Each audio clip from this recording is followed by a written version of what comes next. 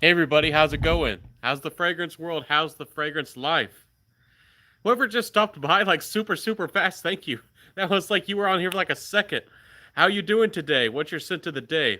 Anyways, my friends and everybody, before I start this live and we get this little chat going, I wanted to mention that I do have an Instagram. My Instagram is doing very well. I have over 3,000 on Instagram. If you want to join me there, I have all kinds of different content. There's always giveaways going on, and I do post all kinds of other original content. I used to do Facebook Times from time to time, but Facebook doesn't have an easy way to get to your comments if you respond to a post. And I really do want to comment and respond to your comments on my post. So I feel really bad if y'all respond to a big post that I do here on YouTube, and then I don't have an easy way to, find that. YouTube doesn't have a way.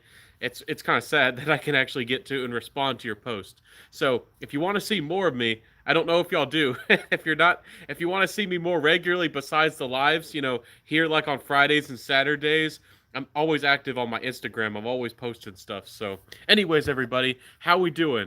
I wanted to start this topic to today's night's live is kind of like has this the Rona has this quarantine kind of thing has it changed how you wear fragrances? Are you wearing fragrances more that you love?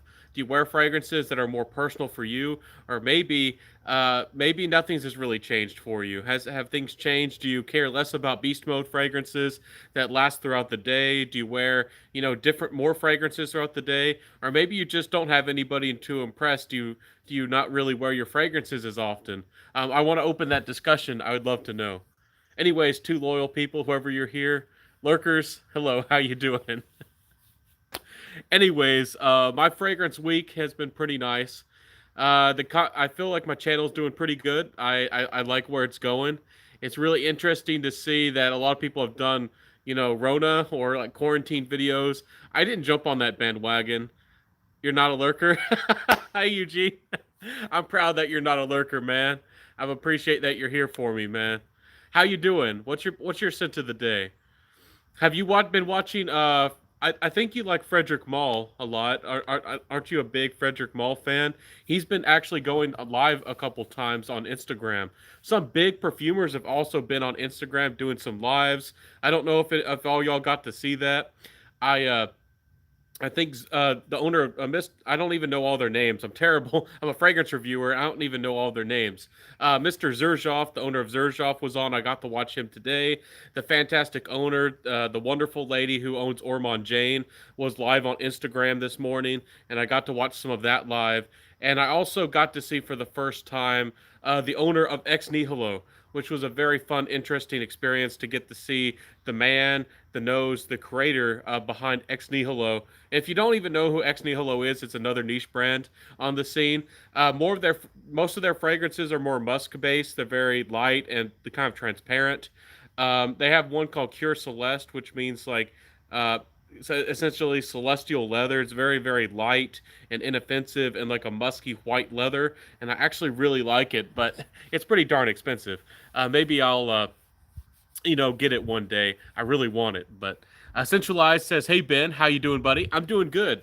It's a good evening. I'm doing fantastic. Making new fragrance friends all the time. I just made a wonderful fragrance friend on Instagram, and she's from Iran, and it was wonderful to learn about her culture, and we had a fun chat. So, if you're quarantined, if you feel isolated, you don't need to be. I'm here for you, and there's a lot. There's so many wonderful people out there. You can make so many good friends through the internet. Even though you're not face to face, you can meet some wonderful people out there. So, Dean says zero. Wearing a fragrance for other people is loser's game. I agree with you, my friend. You should be wearing a fragrance for you. Some people do want to be in consideration wearing a fragrance for themselves and other people, but I agree. If you're just wearing a fragrance just for other people and you actually don't even like the fragrance or you don't care, if you're going, the people who do that probably are just going to Macy's or Dillard's and just forking out the 80 or $100. If you're forking out $100 just to smell good for somebody else, just because you think a lady's going to like you more or something, uh, you know, you're not. I mean, hopefully I'll help you. Hopefully I'm a remedy for you. I'm a medicine. I'm a medicine for that kind of stuff thinking. But yeah, definitely wear your fragrances more for yourself. It is nice to appeal to other people. It is nice to be presentable, but what really matters is that you like how you smell. That's what really matters. Dean, thoughts on wearing seeming non-traditional summer fragrances in the summer? Perhaps one that have poor performance, say a woody aromatic. Um, that's actually a really good way to go and a really interesting thought. If your fragrance always gives you bad performance, what the heat is going to do in the sunlight, it's going to make your fragrance evaporate faster. That means you're going to get better projection, but also your fragrance is going to last even worse. So if you want to travel with a decant, maybe you have a backpack. I don't know what you're doing. Maybe you have, I don't know, a man purse. I don't know what y'all are doing. Anyways, a fanny pack. You can carry that fragrance with you and spray it very regularly and actually get better projection out of the fragrance, but it's just not going to last very long. You That's definitely a fun way to go. It's very interesting. I always like to suggest fragrances seasonally. It makes things a lot simpler for people, but I always say wear what you love. You can pull out an oud, you can wear an oud, but you do need to be careful that you're not over projecting and that you're not choking people out, especially if you're like in a professional office. After all this, Rona and everything gets back to normal, like, you might have to rethink how you're doing things now. You might be going crazy with the oud. I don't know what you guys do, but after this, it is good to be a little bit responsible, but wear what you want when you want, do it, and rock it. So, but I do see people bundle spraying. I do see people spraying 10 or 20 sprays, sometimes of heavy fragrances. And I mean, I've there's been times where I put 5 sprays of a citrus fragrance on and I've choked people out. People who are in poor health or have asthma or breathing conditions. I mean, you can actually hurt people if you're not careful. So, Habit Rouge says Iris Poudre. Is that how you say it? I'm so bad with my French.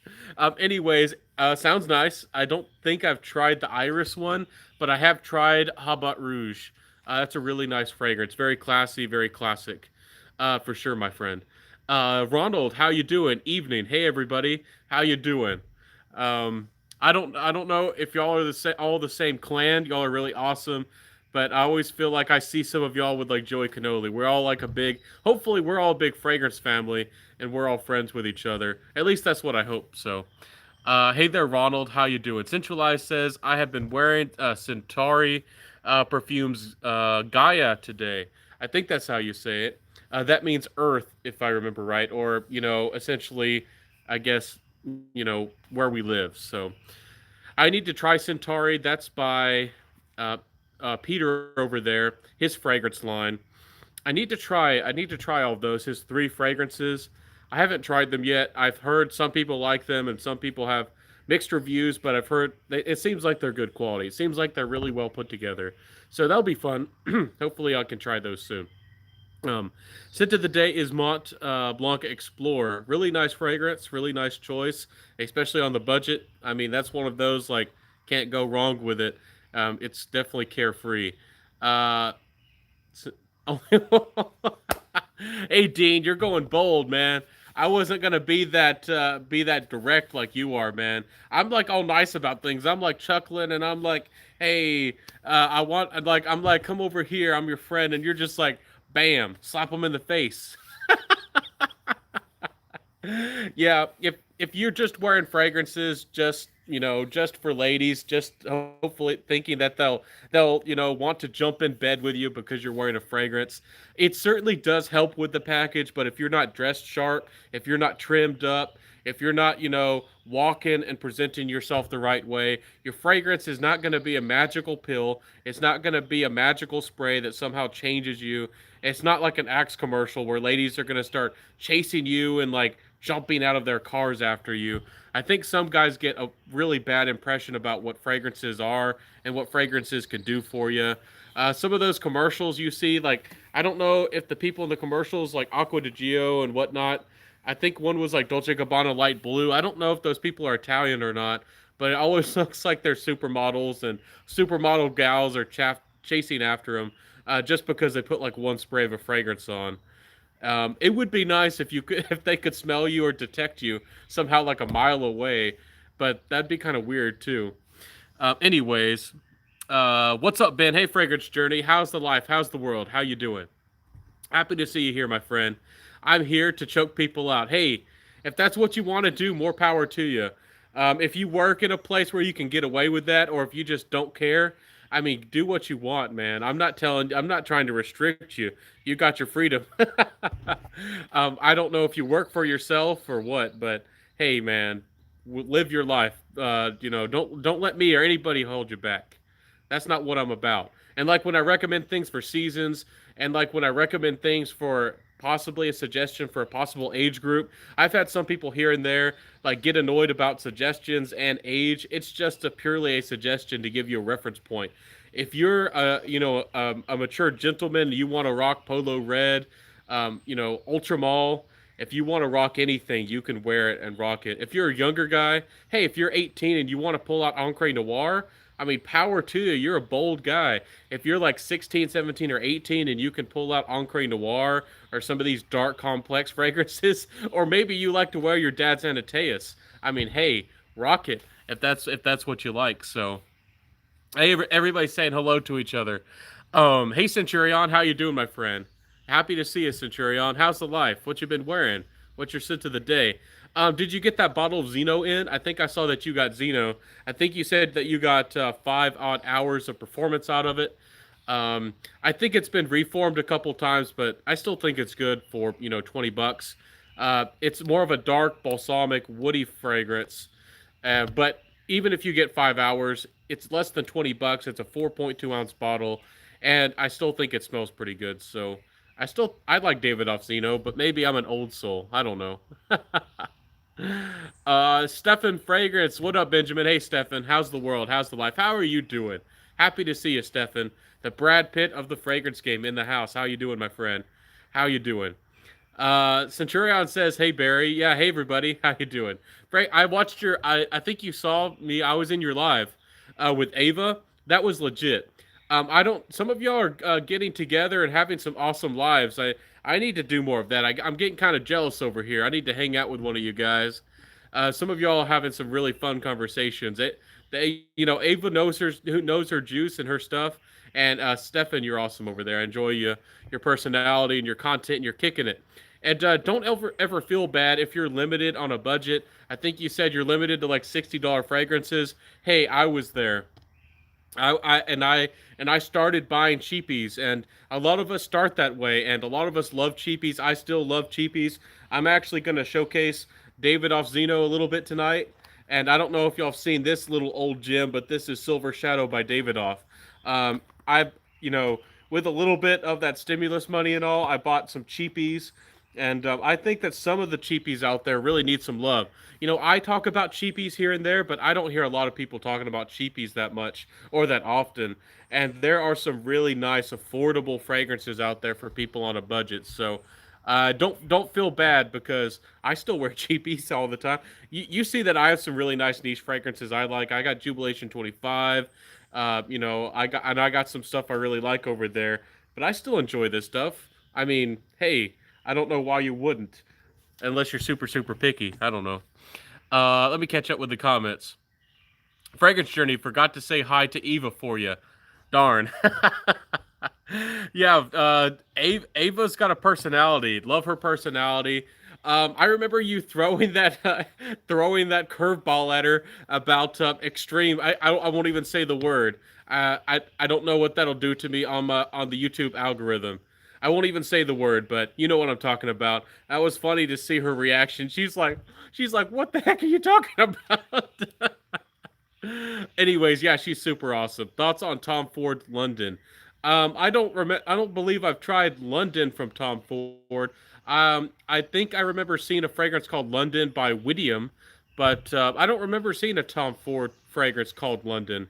But for all I know, they came out with it. I'm not up to date with all the new Tom Fords, and not all the newest fragrances. I do try to sample ones that pique my interest. I do try to keep up to date, but there's so many new releases of new niche houses and things.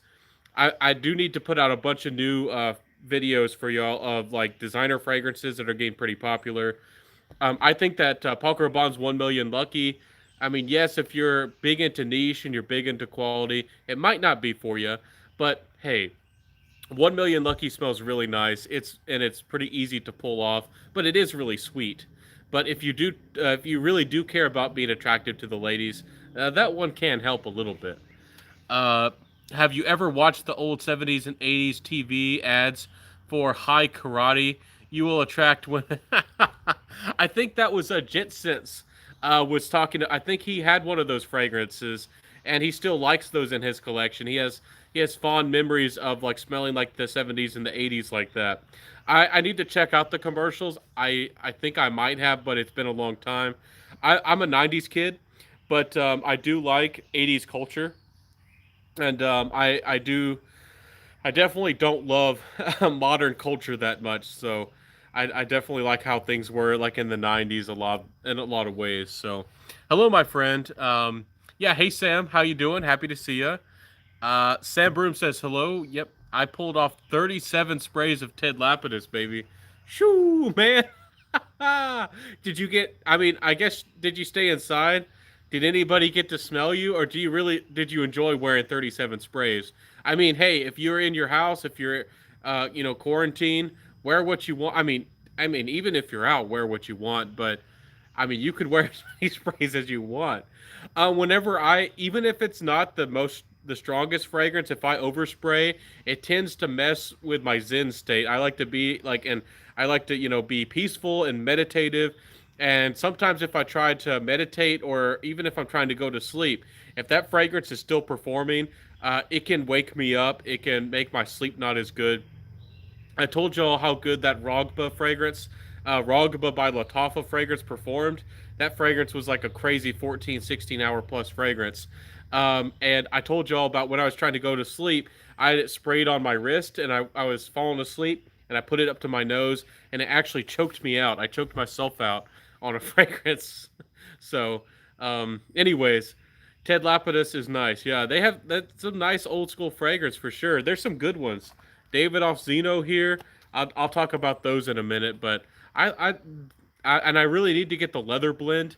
There's some good fragrances out there, and people kind of forget about them. It's kind of funny. You smells good. Such a I don't know. I shouldn't say that. No, lurker. Okay. Hey Sam. I almost thought you said something else. I was like, oh. Centralized. What's up? Yes, Zeno is a nice fragrance. 5 hours, yes, but I was impressed with how it progressed through the fragrance. Yeah, and imagine what the vintage bottle smelled like. Imagine the vintage bottle was probably twice as good. But this David off Zeno, if you like dark balsamic fragrances, maybe if you like your Encre Noir and those kinds of fragrances, I definitely think that people need to try out Zeno. I still think it's a good fragrance.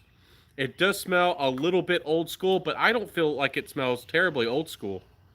I mean, I'm still going to be rocking this, and I'm still in my 20s, but I know I can be an old soul. I think Anateus smells great. I don't know if I'm brave enough to wear Anateus, but I mean, this smells like just a classy, dark, seductive kind of guy.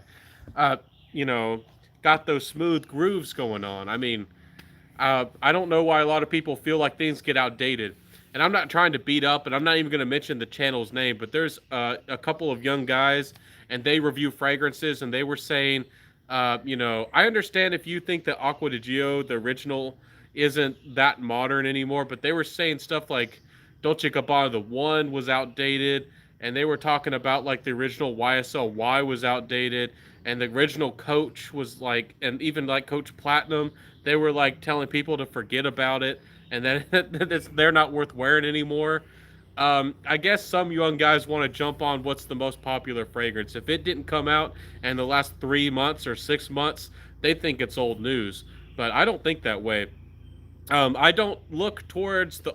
I do like learning the history of fragrances. I don't know if y'all saw my video out today, everybody. And I do like learning about the history of fragrances, but and I do like sometimes wearing classics like David off Zeno. But I'm not intentionally trying to search out older fragrances because I like older fragrances styles, but I don't really see things as outdated. I think that's a funny way of thinking. because I understand, like, with music, with lingo, with slang, every generation tries to differentiate themselves, make themselves stand out, be unique, and they have some like words and slang and music that they can call their own because they want to feel like they have a personal identity. But I don't understand with fragrance. To me, fragrance is like timeless. If I wear David Ossino, I don't feel like I'm walking around smelling like the '80s. I just think I'm smelling like a dark balsamic, patchouli, woody, gorgeous fragrance, and I know I smell classy, and that's how I think about it. But I guess some people don't feel that way. Like with music, I don't feel the same way. But that way, I mean, I feel that's the same way about music. Sometimes I'll listen to everything from classical to all kinds of weird stuff. I've had people listen to my music and they're like, "Ben, you don't have a style," and I'm like, "I do have a style, but you don't understand my style." And they're just like, "It's all over the place. You got all kinds of stuff going on in here," but that's how it goes. Yes, Benjamin, definitely cheapies for me right now. Extreme. Uh, I know what you were asking. It was funny to see her reaction, and I tried to push that button a little bit more. And she was kind of. I don't know if she knew or if she didn't know, but I'm like, the ladies who don't want you to like spread your legs and a subway, because you're a guy, you're a man, and she didn't want to touch that. She didn't want to touch that hot potato. She didn't want to go anywhere near it. I respect her for it. If you're running a fragrance YouTube channel, you probably don't want to talk about stuff like that. But that you kind of shocked me there, and I thought it was kind of entertaining that you put her on the spot like that. You put her in the hot seat big time. Stefan, I'll be live later. Swing by. Okay, man. Yeah, and I'll hopefully I can catch your live too, y'all.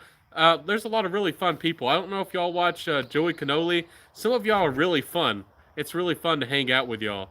100% agree with regarding the '90s. Yeah, um, the '90s were a good time. I enjoyed the '90s. It's probably what I know, and it's a little bit, I guess, nostalgic goggles or whatever you want to say. But there were some good fragrances back then, and even stuff like Eau Sauvage. Eau Sauvage, I think, is aged very well. I still think that people here can smell great and pull a really good attention and smell awesome with Eau Sauvage. Have y'all heard of this one? Have y'all smelled this one? Almost nobody talks about Silver Shadow, and I really like it. It's called Silver Shadow. It's kind of like a gray patchouli fragrance. It's kind of musky, and it does have like almost sour edges, and it does have almost like some incense aspects to it.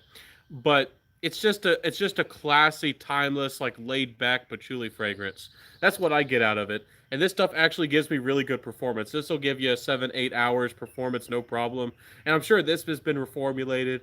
I'm sure Silver Shadow's been touched and reformulated maybe a number of times, but it still gives me 7 hours easy. And some people are gonna say, "Hey, way outdated. Don't go anywhere near it." But Silver Shadow, hey, this stuff smells good. I want to know: has anybody in here had a bottle of this? Do you own a bottle? Have you ever seen a bottle of Silver Shadow by David Off? I have to go. I have the grandkids. Hey Sam, have fun, my friend. Take it easy. Hopefully, I'll get to catch you live later too, my friend. Don't give them too much candy. I'll see you, man. Have fun. Dean says, "Are 1 million lucky Umo, Code Profumo, and Leighton all related, meaning redundant purchases?" It all depends on what you got in your collection. All those fragrances, they're not really the same. They are all different, but I think you could probably choose one. I mean, one or maybe two of those, and you really don't need all four. A 1 million lucky is more of like a very sweet, almost like a nutty sweet fragrance. It kind of has a vanillic smell to it, but there's not really a lot of vanilla to it. It just smells really, really sweet, and then it smells kind of like hazelnuts. It has a lot of heliotrope. That's what gives it the hazelnut smell. And some people don't like it. Some people like it. I think it's really sweet. I have to go easy on the trigger. I don't own a bottle yet, but I do want to get a bottle if I can pick it up on a really good price on it, a good steal on it. But it's nice. It doesn't have a lot of character. It's not going to stand out for being overtly classy. It's more of like a playful, out and about fragrance. And if you did wear a lot of sprays of that indoors, it could be obnoxious.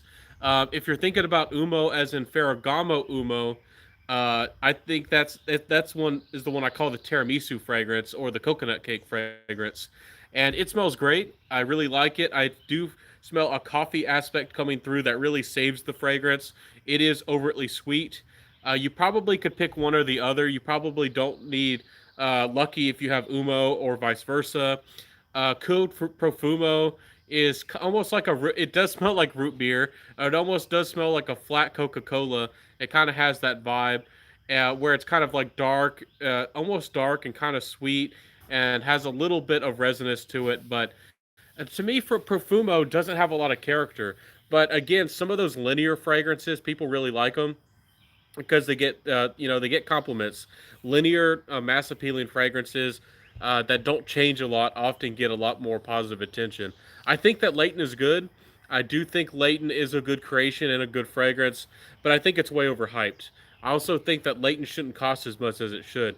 If you look at the notes, I don't think it. I don't know if the ingredients are worth it, and it doesn't smell. And this kind of gets into my opinion on what niche fragrances should be. I understand people wanting to smell good and mass appealing, have a super high quality fragrance that they can get a lot of wear out of, something that's more versatile. But you can get a lot of designer fragrances that can do that. So, in my opinion, when you go for niche fragrances, you're kind of in my. I think a big part of it is going for the artistry, the creativity, and going for something that's unique and special. But there are a lot of people out there who would rather have a niche quality version of a designer fragrance. There's a lot of even niche fragrances that copy, Coco Mademoiselle, and there are blue fragrances like when oak. No, what's it called? Gold. It's a fragrance from Goldfield and Banks, Pacific Rock Moss, I think it was called. I gave that fragrance a pretty hard time. I got on some lives and I think I did a review on it. I was pretty hard on that fragrance. If you want to smell like that, it kind of is like a niche version of something like Abercrombie and Finch's Fierce or something. It doesn't smell overtly unique. The quality is great, but I don't get it. I don't know why you'd want to smell just like 10 or 20% better, pay 3 times as much or 4 times as much of the price, just to smell 10 or 20, 30% better, and not smell unique. To me, niche is all about being unique. So at least that's my opinion. Everybody has a different opinion, and there are a lot of designer fragrances that are flankers, and there's a lot of things out there you can actually smell really unique from even designer fragrances. So there's no need to go for a mass appealing, I don't know, niche fragrance, at least in my opinion. Like, I'll say fairly decent, nice things about Elysium by Roja. I'll talk about that, the good aspects of it, but I'll tell you, for me personally, I'd never pay that much money for Elysium by Roja. I don't even like the smell that much. But, anyways, hopefully I answered your question well, Dean. Andy says Allure Homme and Platinum Egoist are classics. I agree. And I love that Platinum Egoist. I love Eau Sauvage. I love Anateus. Dior Fahrenheit. I don't think they're dated either. And trust me, I guess it really depends on where you live. If you're like an 18 or 20-year-old guy walking to a club, you might get people think that's weird that you're wearing something like Dior Fahrenheit. But people around me where I live, even younger guys and even like, dads, they're still wearing Cool Water. If they're fancy, they have Dior Fahrenheit. Most people around here never don't wear fragrances in general. So even if you're wearing Cool Water, I mean, you're really impressing people. I wore my Dolce Gabbana light blue swimming Lipari and my Versace Pour Homme in public at a Dollar General. This will make y'all feel funny. And I don't know if the lady was married, divorced, a single mother, but she was with her kid, and she was kind of trailing me and kind of chasing me down. And it was kind of, I thought it was kind of crazy because that's not even a fancy fragrance. It's not even a high end fragrance, but I was smelling pretty good with Dolce Gabbana light blue swimming Lipari. So it all depends. It all depends. For sure. Smurfy Girly is always a good chat to be with. Oh yeah, Smurfy Girly's awesome. I love Smurfy Girly. I'm usually in her chats. If I can catch any of these good people, I try to be there and hang out with them. To me, Smurfy Girly is that like dirty aunt that it's really fun and awesome, and whispers to tell you to do the things that other people don't want you to do. Be a little bit rebellious. your mom and dad back in the day in the '90s told you not to get a skateboard, and she's like the aunt who told you to go get the skateboard. So, I do have style. You do understand my style, Pigeon Bro. Yeah, you're awesome too, Stefan. Yeah, man. Yeah, we got that style. Centralized says Smurfy Girl. I already read that. Preach. Centralized, she's cool. Never seen Silver Shadow by David Off. Awesome underground frag, so it seems. And not a lot of people talk about this one. Not a lot of people know about it. And it's not like it's being reformed to death. I understand if, there's classic fragrance out there and maybe some of them have been reformed to death. Maybe maybe there's some out there that only give you 4 or 5 hours of performance or whatever. But when it still smells this good, for when you can get it for like less than $20, and it's a full size bottle. I mean, I don't know why people aren't talking about it. At least sometimes it doesn't have to be talked about by everybody. You don't have to be ranting and rave about it. But why doesn't anybody ever talk about it? I don't know. It's a good if you like patchouli. This is one of the best patchoulis for the money. Bentley Intense Pour Homme is probably the best one to go for these days, for like 30 or 35 odd dollars. It is kind of boozy, but for me, the fragrance, my problem with Bentley Intense is that it smells really good in the forefront. Like I can tell there's like I can smell things, and sometimes it's like layers, like a force field. And the first layer of the fragrance smells good, and it's not necessarily the dry down, but like what's supporting the front of the fragrance. I can like smell the edges of the fragrance, and to me, the Bentley Intense is kind of puts me off sometimes. So for the money, I think that this is probably the best patchouli cheapie that I've ever come across. This Silver Shadow, it's pretty good stuff. I mean, but if you like patchouli, but again, patchouli is like one of those notes like tobaccos and leathers. Not everybody's into patchouli, so I don't want to get your hopes up if y'all just blind buy into Silver Shadow. So, anyways, let's see. I want to get David off Leather Blend. Me too. I've had people suggest it to me. I've heard really good things about it. I really need to try Leather Blend. So, does David off Silver Shadow smell like Boss Bottled? Absolutely. Sorry about that. Absolutely not. Boss Bottled is more of like an apple cinnamon fragrance. It smells classy. I really like the Boss Bottled DNA. I have a bottle of Boss Bottled Intense Parfum, and I think it's a really good fragrance. A lot of people beat up on it and say that Bentley Bottled, the fragrances smell generic. Maybe if you live in Germany and everybody wears it, but people around here don't know what really Hugo Boss is. People have never seen Hugo Boss clothes or fragrances, and you're. I don't want to say the fragrance is the most interesting in the world, but I mean you would stand out. People around here don't know what that is, and that's another interesting topic. Do our fragrances kind of overpopular, oversaturated the market? I think it really depends on where you live. Like Dior Sauvage is one, and Aventus is one I've harped on in the past. But it's true that if you live outside of a big city, you can get away with almost anything. Like people around here probably have never smelled or aren't very familiar with Dolce Gabbana the One. You could wear that around here, like on a date. You won't smell like the ex, and you'll probably really impress a girl, or you'll just smell really, really good. But if you live in a big, big city where people are very trendy, and I hear that people outside of the U.S., like in Europe, are actually wear a lot more fragrances than us Americans do. I don't know if that's true. I need to travel, but if you wear those kinds of fragrances, I think for the most part you're going to be okay. I do think that I do my personal gripe with Aventus, and I'm saying this because I had somebody like try to indirectly throw some shade on me. I don't want to get into who it was, but people in the fragrance community sometimes do that. They were throwing some shade my way because I know what they were referring to and what I've said in the past with my videos. And he was saying I was misleading my audience because I said that Aventus was too popular. My problem with Aventus, I do think it's too popular if you are in a major city like Miami, like New York, and maybe you go to really popular places. People can recognize the smell. You'll smell great. Nothing's wrong with Aventus. But my problem with Aventus is it's niche. And when you want to wear niche, you want to smell different. So any niche fragrance that gets super, super popular to me is a big negative. I know that Baccarat Rouge 540 isn't so popular that everybody on the street knows what it smells like. My neighbor doesn't know what it smells like. I might, if I bought a bottle of Baccarat Rouge 540, which I'll never do. Uh, people in my city, I might be the only person who has a bottle of that in my whole city. I'm in a a smaller southern city. Not a lot of people know about fragrances in general. I don't know if anybody in this whole city owns a bottle, but anyways, you, I think a big part of niche, if you do care about niche, is smelling unique, and that's the funny thing I'm getting into. Even with designer fragrances, there ain't nobody around me walking around wearing Davidoff Silver Shadow, and patchouli is kind of uncommon as a note in general. And this one and two, ain't almost nobody around here walking around wearing Zeno. It's like, and that one's kind of like a dark balsamic, slightly patchouli fragrance as well. So it's interesting.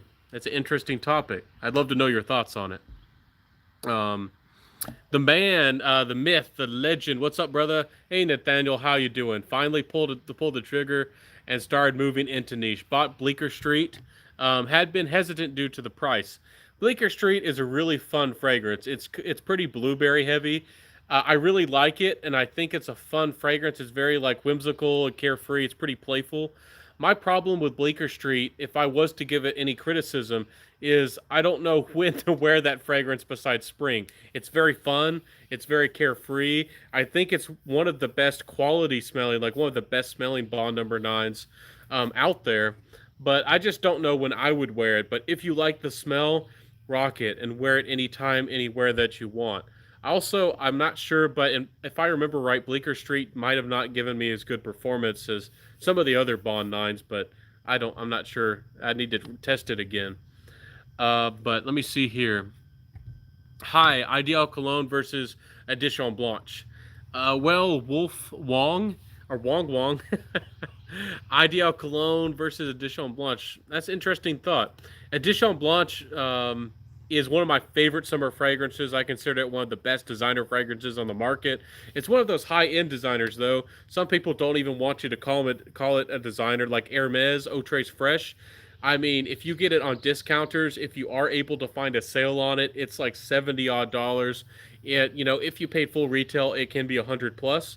So, Edition Blanche is the same way. It's up there in designer prices, but I think it's one of the best. It smells pretty creamy, pretty lemony, and it's really, really nice. It's just light and versatile and easy to wear. I think Guerlain Ideal Cologne is nice, but to me, it's decent. It's not bad, but I kind of put it in the same family is like YSL Homme. Like it's nice to smell. It's a decent smell. You won't smell bad, but I just don't find it very fun to wear. It's a good fragrance. You'll smell good. People will appreciate it on you if they get close enough to smell it, but I just don't find it very fun to wear. And to me, when I wear a fragrance, I want to have like an emotion. And to me, Ideal Cologne and also like YSL Homme and some of those fragrances like that to me just don't have a big personality. And when I want to go out, I want to have a fragrance that like matches my personality and I'm like feeling a vibe and I'm feeling an emotion. So any niche alternatives to Scentbird? There's actually Luxury Scent Box. I showcased one of their fragrances, and I have some decants I need to share. Reviews from the decants they sent me. I need to review in the future. They do have some designers, and I think somebody kind of got annoyed that they do sell some designers as well. They're not as big as Scentbird. Scentbird has niche fragrances as well, and you can actually get some decent fragrances from Scentbird. But a lot of people are so bothered with Scentbird from what they did in the past, and I think that they've made their niche fragrances more expensive. Like just as I did my review, and I don't know if it was intentional. I don't know if they watched my review and they noticed that people were intentionally buying their niche fragrances. Scentbird might have done us dirty. I got to double check on that, but a luxury scent box. They have the decants are look really nice. They have a really nice presentation, and they're a smaller company. And the thing is, if you encourage them to sell niche, they'll make their brand focused on niche decants.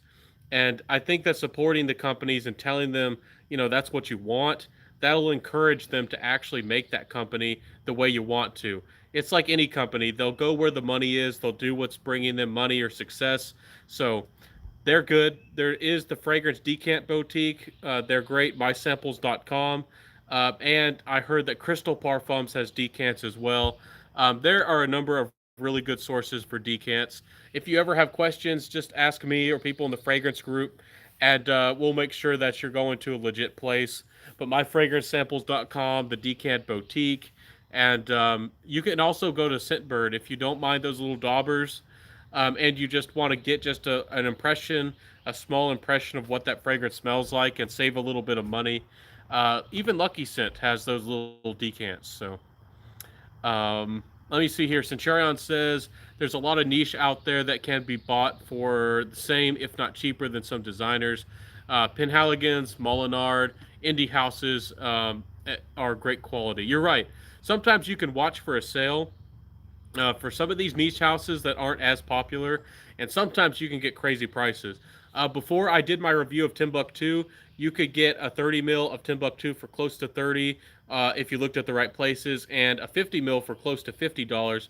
Now the prices got a little bit more normal. Those were ridiculous prices. Les Artisans fragrances and Serge Lutens sometimes are. I agree with you, and there are also some of those houses that some of their fragrances go ridiculously cheap sometimes, like 50% off, and the quality's great, the presentation's great, and it's crazy how some of the fragrances get so discounted. Really good fragrances. So you're right. Dean says, "What do you think is the best Hugo Boss fragrance?" I haven't tried the new Absolute, so I can't answer that. I guess the best way. I really do like the smell of Private Accord. I think that Hugo Boss Private Accord is absolutely gorgeous, but I don't know if I was going immediately Nosmic, like immediately made me go nose blind, or I didn't get good performance out of it. It smelled really good. It smelled like it was going to be a performer, and I don't know if it just did a roundhouse kick to my nose and I can't smell it. But every time I've tested it, I really can't smell that fragrance very well. But I think the smell of Hugo Boss Private Accord is gorgeous. I need to try the new Absolute. Um, but I mean, I have the only one I own so far is the Hugo Boss Bottled Intense Parfum, and it's just a little bit deeper, and it's just a tiny bit richer of that classic apple spice kind of DNA. So, House Fahrenheit Parfum. If I remember right, I think they added a lot of vanilla to it. It's a little bit softer. I don't think it has as much of the petrol or gasoline smell off the top. It's a good fragrance. Some people actually prefer it over the original. There's people who actually seek it out, and that's one of those discontinued fragrance. People will pay buco bucks. People pay big bucks on eBay for Fahrenheit Parfum. I think it's a good fragrance. My dad actually really likes Fahrenheit, and he actually was really happy. We found him a brand new bottle for a really good price, but he smelled it and he didn't like it. He's not a big fan of vanilla. He doesn't like vanilla, and he likes more like macho fragrances and more green fragrances, like bold fragrances. So it all depends on what you like. I think it's a good fragrance. It's well done. It's well composed, but if you're expecting an even stronger, longer lasting version with the same, violet with that gasoline vibe, it's definitely going to disappoint you. If you still want that, that violet, if you want to smell like the gasoline, it'll disappoint you because it doesn't have a lot of that going on. Just to help you understand. So, Andy says Smurfy Girly is Mr. Smelly's old girlfriend. No, I know, and I don't know. It seems like they're still friendly with each other. I don't want to get into that, but hey, more power to them if they want to have a relationship. I mean, have fun at it. But hey, no disrespect there. They're both really cool. I like Mr. Smelly too. I think he's doing a good job, and I think there's a lot of gentlemen out there who want to know, some good, really good, classy fragrances. I think he's doing a good thing. So, I don't know if I don't remember ever seeing Mr. Smelly talk about Silver Shadow, but he talks about some good fragrances. He started talking about Lalique Pour Homme. I don't know if it was because of me or not, but Lalique Pour Homme, you can sometimes find that one for 20 odd dollars, $25. That stuff is amazing. That stuff retails for like $100. If you want to smell like a classy, clean, sophisticated gentleman, the Lalique Pour Homme for like $25 is awesome. Let me see here. Catch up with the comments. What do you think about Boss Bottle Tonic? I don't remember trying it. I don't. If I have, what comes to mind is it was like aquatic and it didn't last very long. That's what I remember. Like terrible longevity. It didn't smell that great. That's what I remember. But I don't. I haven't tried it in a while. Let me see here. Wong. Oh, what does that mean? I don't know what that means. You're saying his name. Allure Homme Edition Blanche by a country mile, my friend. Yeah, it is more expensive, the Edition Blanche, and it is more of an aquatic fragrance. It's not the longest lasting. I think I'd be confident in saying you're probably going to get close to six. It might struggle on you depending on your skin. You might get closer to five, but it smells so good. It everybody likes it. Again, compliments aren't everything, but hey, it smells darn good, and nothing's wrong with that one for sure. Really good fragrance. When I save up the money, and you should buy it directly from Chanel. I don't know if it's faked. I've heard some people say that Edition Blanche is sometimes faked. I would save. You can save money by going for the big bottle. And if you love summer fragrances, if you tend to spray a lot, I mean, hey, you might be able to go through 5 ounces. So that's probably what I would do. Or you could even decant it and sell off a big portion to a friend or somebody. Maybe you want to send some to me. Anyways, does Boss Bottled Intense Eau de Parfum and Happy Land Signature smell similar? Oh no, no, no, no, no, no. Happy Land Signature is more of a honey tobacco fragrance. It's more sweet. I get some tiny leathery nuances, and it has a slightly animalic nuance. Hugo Boss Bottled Intense Parfum is just a little bit richer. Maybe you could maybe try to pick out a slight leathery nuance, but it's mostly just a apple cinnamon kind of fragrance, and it smells pretty classy. They're very different fragrances. Both are really nice. I think that the Happy Land Signature is maybe better for nightwear, maybe a little bit better for the fall. Hugo Boss Intense, does have some sweetness. You might want to be careful on the trigger as well, but I find it probably would be a little bit more versatile. But if you've never bought a Hugo Boss, just if it's a like the Boss DNA is probably available at your local mall. So I would encourage you to go to your mall and maybe smell that one before you do a blind buy, so you can get an idea of what the original Hugo Boss DNA smells like. That's what I would suggest. That's what I always suggest. Get your noses on these fragrances if you can at a local mall, at a boutique. Figure out what you like. It's good to have my opinions as a launching board. Like when you're about to jump on the deep end into a pool. It's good to have my experience and maybe my opinion. But what really matters is what you smell and what you enjoy. And definitely get out there and test as many fragrances as you can. Buying samples can get expensive. I definitely encourage y'all to try to smell at the mall, smell at a boutique if you can.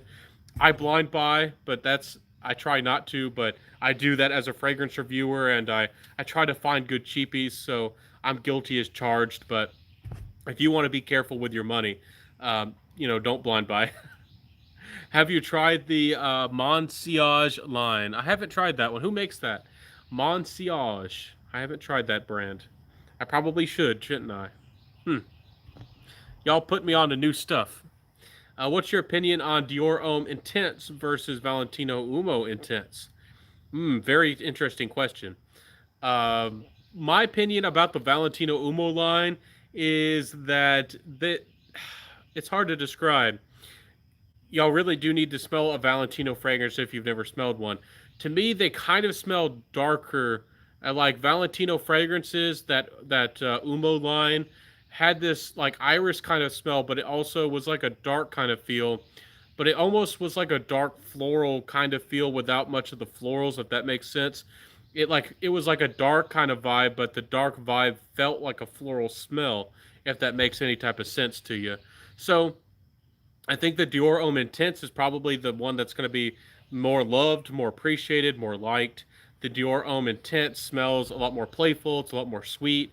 It has leathery nuances. It also kind of gave me a little bit of like a dry cocoa vibe at times, which was really nice. Also, it's not the biggest, it's not the most important thing in the world. But compliment wise and attention wise, I think the Dior Homme Intense is probably the best winner all around. The Valentino Umo Intense is more of like a night out, trying to be like a seductive fragrance. So if it works with your vibe, or maybe if your lady loves it, it could be more of like a date night, or maybe like a snuggle fragrance. But the Dior Homme Intense could definitely be used for that as well. I just think the Dior Homme Intense smells better, and it's just going to get you better reactions. I think that the Valentino Umo line had good quality to it. I think that they're composed pretty well, but I think that they're being discontinued, and I think for a reason. They didn't sell very well. If you want that kind of dark, rebellious kind of vibe and something that's playful, I mean, you can buy stuff like Dark Rebel Rider. You can find if you like the classics, you can find like a dark patchouli like Xeno. Um, and there was already things out like Tom Ford's Noir Extreme that kind of went into a hard market. To me, that Valentino Umo line really didn't feel any niche. It didn't really fulfill anybody's need. Nobody really needed them. I do think that the Valentino Absolute Noir or the Noir Absolute, if you can still find a bottle of that for 70 odd dollars, uh, Brooklyn Fragrance Lover actually used that in his blind nose test and tricked a couple people. I forget, it was like Curly Sense and somebody else, but that one has really, really good quality. And it can trick people because it can smell like a niche fragrance because that Noir Absolute has almost a little bit more of that Middle Eastern kind of edge about it, and it does smell really, really high quality. So, if you want something that's more fall and winter wear, like seductive vibes, that's probably the one I would suggest. And I also sometimes suggest the Valentino Aqua if you like Versace the Dreamer, or if you like Lolita Limpica Pour Homme, if you like those more whimsical, interesting, uh, like playful aquatic fragrances that maybe can smell weird to some people. The Valentino Umo Aqua is kind of fun, but it's there. I think they're all discontinued. They're not easy to find. You'll probably have to hunt for a decent price on eBay. So sadly, that's where you're at if you're looking for Valentino fragrances at this point. And did y'all like the bottles? I thought they were decent, but some people really didn't like the bottles. They're like all spiky. But the shape of the bottles actually looked like Bottega Veneta bottles.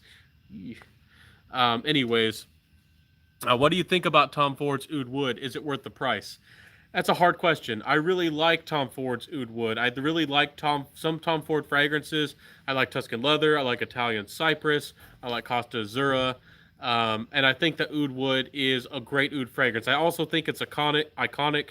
I think it got. I mean, M7. There's no doubt that M7 really did the job.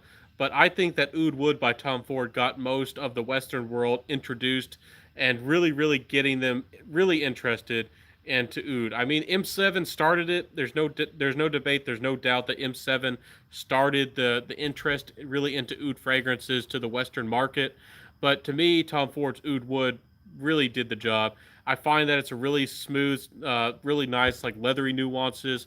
I love how it smells, but the price is the killer. Y'all know that. It's a retail wise, it's a $350 fragrance for 50 mils, and that's a crazy price for 100 mils of that. That's like a $700 fragrance. It's not worth it. If you could pick it up for close to 100, it might be decent. It might be worth it. I find I haven't bought it yet. I do want to bottle, but I have so many really nice oud fragrances already that I don't think I'll buy it. I might never buy it. I have Les Alexer's oud, which is like a more versatile, more almost like a transparent, spicy, leathery oud. So I already have something that's more versatile. And if I want something that's more sweet and something that's more gourmand, the 24 Gold by Scent Story is a wonderful way to go. Especially the Oud edition. I love the 24 Gold Oud edition, which you can. I think I got mine from Fragrance by CA. I don't know if they're sold out, but it was a really, really good stuff. So, and there's so many Arabic or Middle Eastern brands throwing out great products, throwing out fragrances with real oud, real hints of oud. My problem also with oud wood, even though I like it so much and I think it's very well done, is that it's a synthetic oud. And for that price, I mean, you can find some fragrances, even niche wise, They don't might not have a lot of the oud, but they'll still have a little bit of it. And I find, to me, that's just great. I mean, you're paying that much money and you don't get any real oud. It's just, and I could be wrong, but I don't think there's any real oud in it at all. Regarding vintage, what do you think about Stetson by Cody? I might give you a unpopular opinion here. I think it's well done. It's iconic to a lot of people, and I don't want to offend anybody. But I have a very hard time with yellow aldehydes. I got to be true to y'all. I got to be honest. I have a hard time with yellow fragrances, yellow aldehydes, yellow florals, any of those kinds of smells. And Stetson's by Cody, if that's the real one I'm remembering. Um, no, I'm thinking of Paul Sebastian. I'm mixing them up. Paul Sebastian's the one that gives me a hard time, and I personally don't like it. If that's original Stetson, the one that's kind of like a barbershop leather fragrance, I mean, if you want an aftershave, it's not a bad fragrance, but I don't think it smells that great. It's okay. That you can get a lot better fragrances that are have leather vibes, for sure for your money. I wouldn't go into it, but hey, I mean, you might like it. I don't know. I don't want to tread on people. I don't want to offend people, but I wouldn't buy Stetson, and I definitely would not buy Paul Sebastian. I just that doesn't work for me. That yellow floral. I ordered some Andromeda Curse samples. Funnily enough, Bat Orchid and Strength are my favorites. Haha, I knew it, and I'm happy that you have a similar taste and similar nose to mine. Bat Orchid is a really good fragrance. I feel like it's more. Maybe the ladies might like it a little bit more than the guys would, but I think Strength is a really, really good gourmand fragrance. Strength has a lot of intensity and a lot of character, and Andromeda's Curse Strength is definitely one I need to get a bigger bottle or a bigger dauber or whatever they call it over there. So that's an indie brand. If y'all haven't seen my reviews, I review all kinds of indie. I reviewed stuff from Possettes, Sucre Labelle, Posey, Alchemia, and there's other indie brands. I haven't even reviewed them yet. So there's a lot of brands out there, even niche. There's so much stuff out there to explore, people. It's crazy. Monsiage says, I have won a few art and olfactory awards, Monsiage. A perfumer is Isabelle, how do you say that? Bichon, from Montreal. Eau de Celery and Pays Dagon. Dagon. Um, Sounds really nice. I don't know if I've tried those. I've heard. I think I've heard of her, but there's so many brands. There's so many good perfumers. I can't say I've tried everything. I have to be honest with y'all. Civilized Redneck says, "Hey Benjamin, can't stay working, but just wanted to drop by and show a little support." Hey Civilized Redneck, thank you for stopping by. There's wonderful people who are stopping in here. Fragrance Journey, Centurion, Civilized Redneck, uh, and of course Stefan Fragrance. Stefan Fragrance is legit. Definitely check out their channel, see if their vibe works for you, and see if you like their content. They're pretty cool guys. And Mr. Cheap Sense sometimes stops in here. And we had Eugene earlier. You smells good. That was really awesome. Sometimes we have some really cool people stop in here, and that's always fun. I think Claire, yeah, Claire stopped in here once. I don't think I've seen Mr. Smelly. I think I might have had Red Essence. I don't know. Remember if I've had Gent Sense in here, and I don't think I've had Max Forte. But anyways, or Ava. But I think I've had Agnes. Agnes is pretty awesome. She's definitely in here too. What would you what would you suggest as one's first niche? That's a really hard question. What I would suggest to you is not to blind buy your first niche fragrance. I would suggest that if you have the ability to, even if you have to make a big shopping trip, like do your Christmas shopping early, and drive to a big city. I mean, after all this, after the virus, blows away, and we work and get ourselves a vaccine and all that good stuff. Um, I definitely would suggest that you go to a boutique and you actually smell a bunch of fragrances, even stuff that you might think that you dislike. You might end up finding that you love an odd fragrance that you've never heard before, that you've never seen, that you've never smelled. But there are fragrances that people often do suggest for first-time niche fragrances lovers. A lot of people would suggest Pacific Rock Moss by Goldfield and Banks. A lot of people probably would suggest to you Elysium by Roja. A lot of people probably would suggest what's another one? Leighton by Parfums de Marley. Everybody mentions that one. What else? There's probably a few others. A lot of people rant and rave about Baccarat Rouge 540. It would be fun to try any of those. But the thing with niche is it's niche is made for a smaller amount of people. Designer fragrances, even the flankers are made for a smaller group of people. Niche fragrances are made for traditionally, and in my opinion, that's what they're all about, is for a smaller group of people. So when you get into niche, you're taking a bigger risk, a big risk over a designer fragrance if you blind buy a niche fragrance.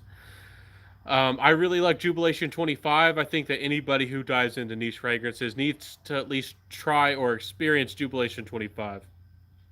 I think that Jubilation 25 is some of the best juice out there. Even though it's been reformulated, a lot of fragrance, even big name fragrances, have been touched here and there. So that one's good. I'm sure you know about Aventus. You probably have smelled Aventus. Everybody's going to suggest you try that one. That's a good fragrance. A lot of the people would probably suggest a lot of the creeds to you.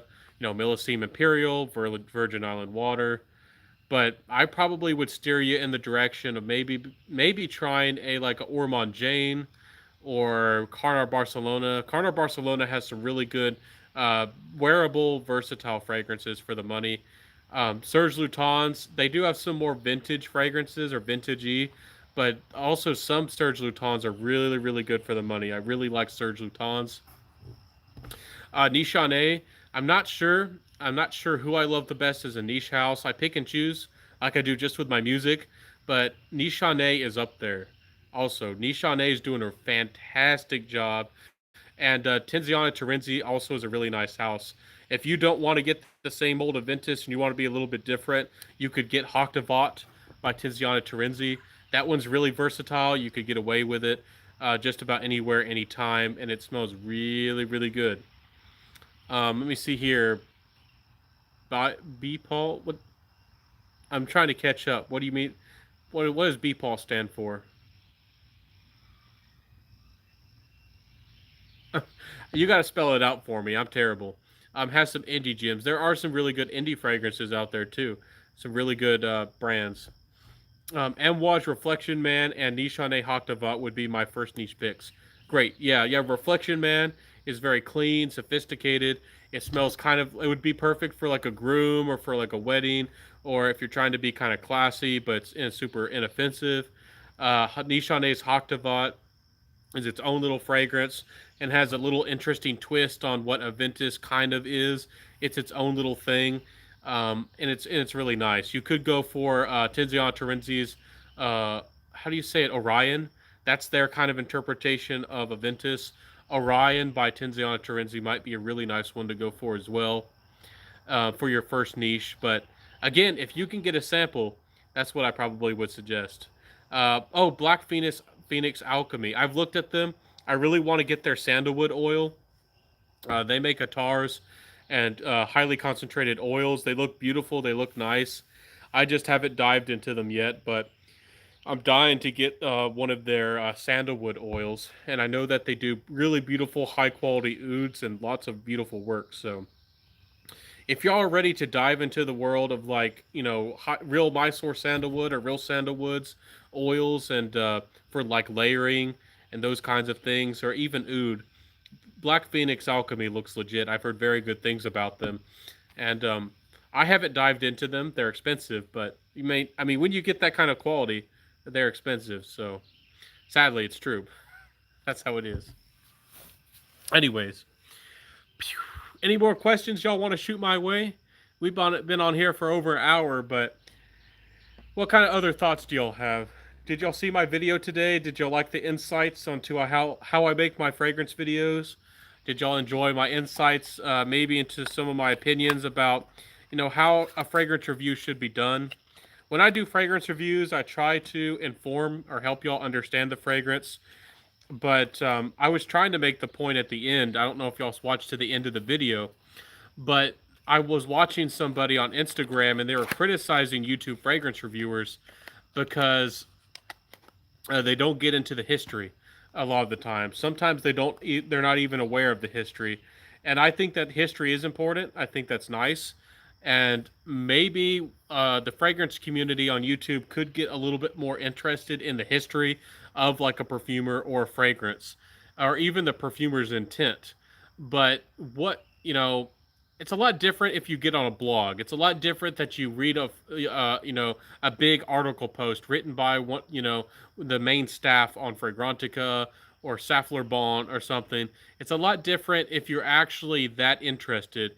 A lot of people come to YouTube. What you go to you A lot of people go or just watch YouTube for is entertainment. They'd rather have more laughs. They'd rather have more skits and more jokes than actual information. I've had a lot of people tell me that I'm too to the point. I'm a little bit dry and I'm not personable enough.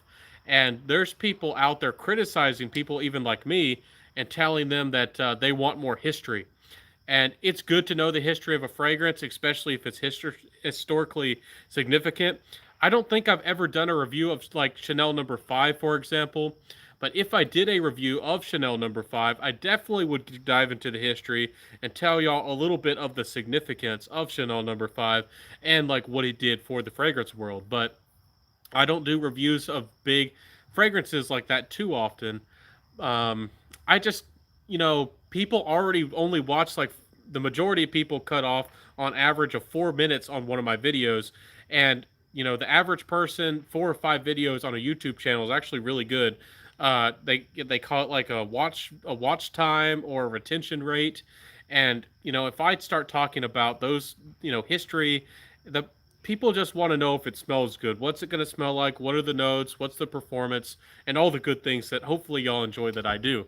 Like talking about the price and the compliment factor. So, I don't know. It didn't irk me, but I did want to address it. I thought it was something that I could bring to the fragrance community. I think more people need to, maybe stand their ground. I know that in the past I've had people criticize me, and maybe I was a little bit too nice about it. I think that maybe we need to stand up for ourselves a little bit more. I know that I need to do that. Like when somebody criticizes me, and I think their opinions, just like I kind of rebutted, me talking about Aventus being too popular. I kind of did a rebuttal. I had somebody criticize me indirectly, so I talked about that today. Are there any known reformulations that made a fragrance better? In my opinion, Zurius Rouge was improved by its reformulation. And sometimes fragrances are sneakily reformulated to make them a little bit better. But most of the time, it's not that they're trying to steal money. Companies like Lancome are notorious for doing that. Some companies actually do cheat people and sell you cheaper ingredients. And that's probably going to happen with Mugler because they were bought out, and it's probably going to happen with Creed as well because they were bought out. But a lot of the time it's because of IFRA and Firmenich. They have regulations. They say how much you can have of a certain ingredient, and you got to play their game. So they have to reformulate, and it's imposed upon them. So reformulations happen all the time. Most amouage fragrances, the original ones that didn't have a metallic cap, most of the creeds, not all of them, but some of them were touched. A lot of vintage fragrances certainly have gone through 1, 2, 3, maybe even 4+ reforms. L'Enduit de l'Homme has been hit with like what four or more reformulations. It really, I think there are a lot more reformulations out there, fragrances, but I think people only pay attention to the ones that they really care about. I think there's a lot of fragrances that maybe we've never seen. Um, I never really talked about being reformulated, like Zurius Rouge. Zurius Rouge has been reformulated. The older bottle actually had a completely different bottle look. It was a completely different shape, and I've smelled both of them. I know what they smell like. The original was a little bit denser, maybe a little bit richer, maybe lasted a little bit longer, but it didn't project as well. The new batch has a lot more cactus. It's a lot more playful. It's a lot more fun, and it projects a whole lot better and still has pretty good performance. And yes, I'm talking about Zurius Rouge again. I think it's one of the best, like modern-ish, creative fougere fragrances on the market. If you like, fougere-ish fragrances, I think it's definitely a good one. and you can get it for like $30. So hey, um, let's argue about a vintage batch codes. Nah, I don't know unless y'all really want to. I don't want to do that too much. My favorite Aventus batch of all time is probably 15X01, but me just saying that is probably going to get, 10 people out there to want to buy it. And just me saying that is probably going to make the price go up, or maybe some price gouger is going to up the price on it just because I like it. But I'm not going to buy it. Even though I think 15X01 is good, I'm not going to buy it. It's just not, that's not what I want. It's not what I need, at least in my fragrance life and my fragrance journey at this point. But I have tried out a lot of batches. A lot of the times, the X batches, for some reason, had a lot more balance to them, and I like the dry downs better. I don't know. In my personal opinion, I don't want to rock anybody's boat, and I don't want to offend anybody, but in my opinion, a Ventus doesn't really smell like a Ventus. I'm going to say something bold. A Ventus really doesn't smell like a Ventus to me after 2016. Even after 2014, it starts getting iffy. 2015 is kind of a nice little balance point. It's still kind of rocking.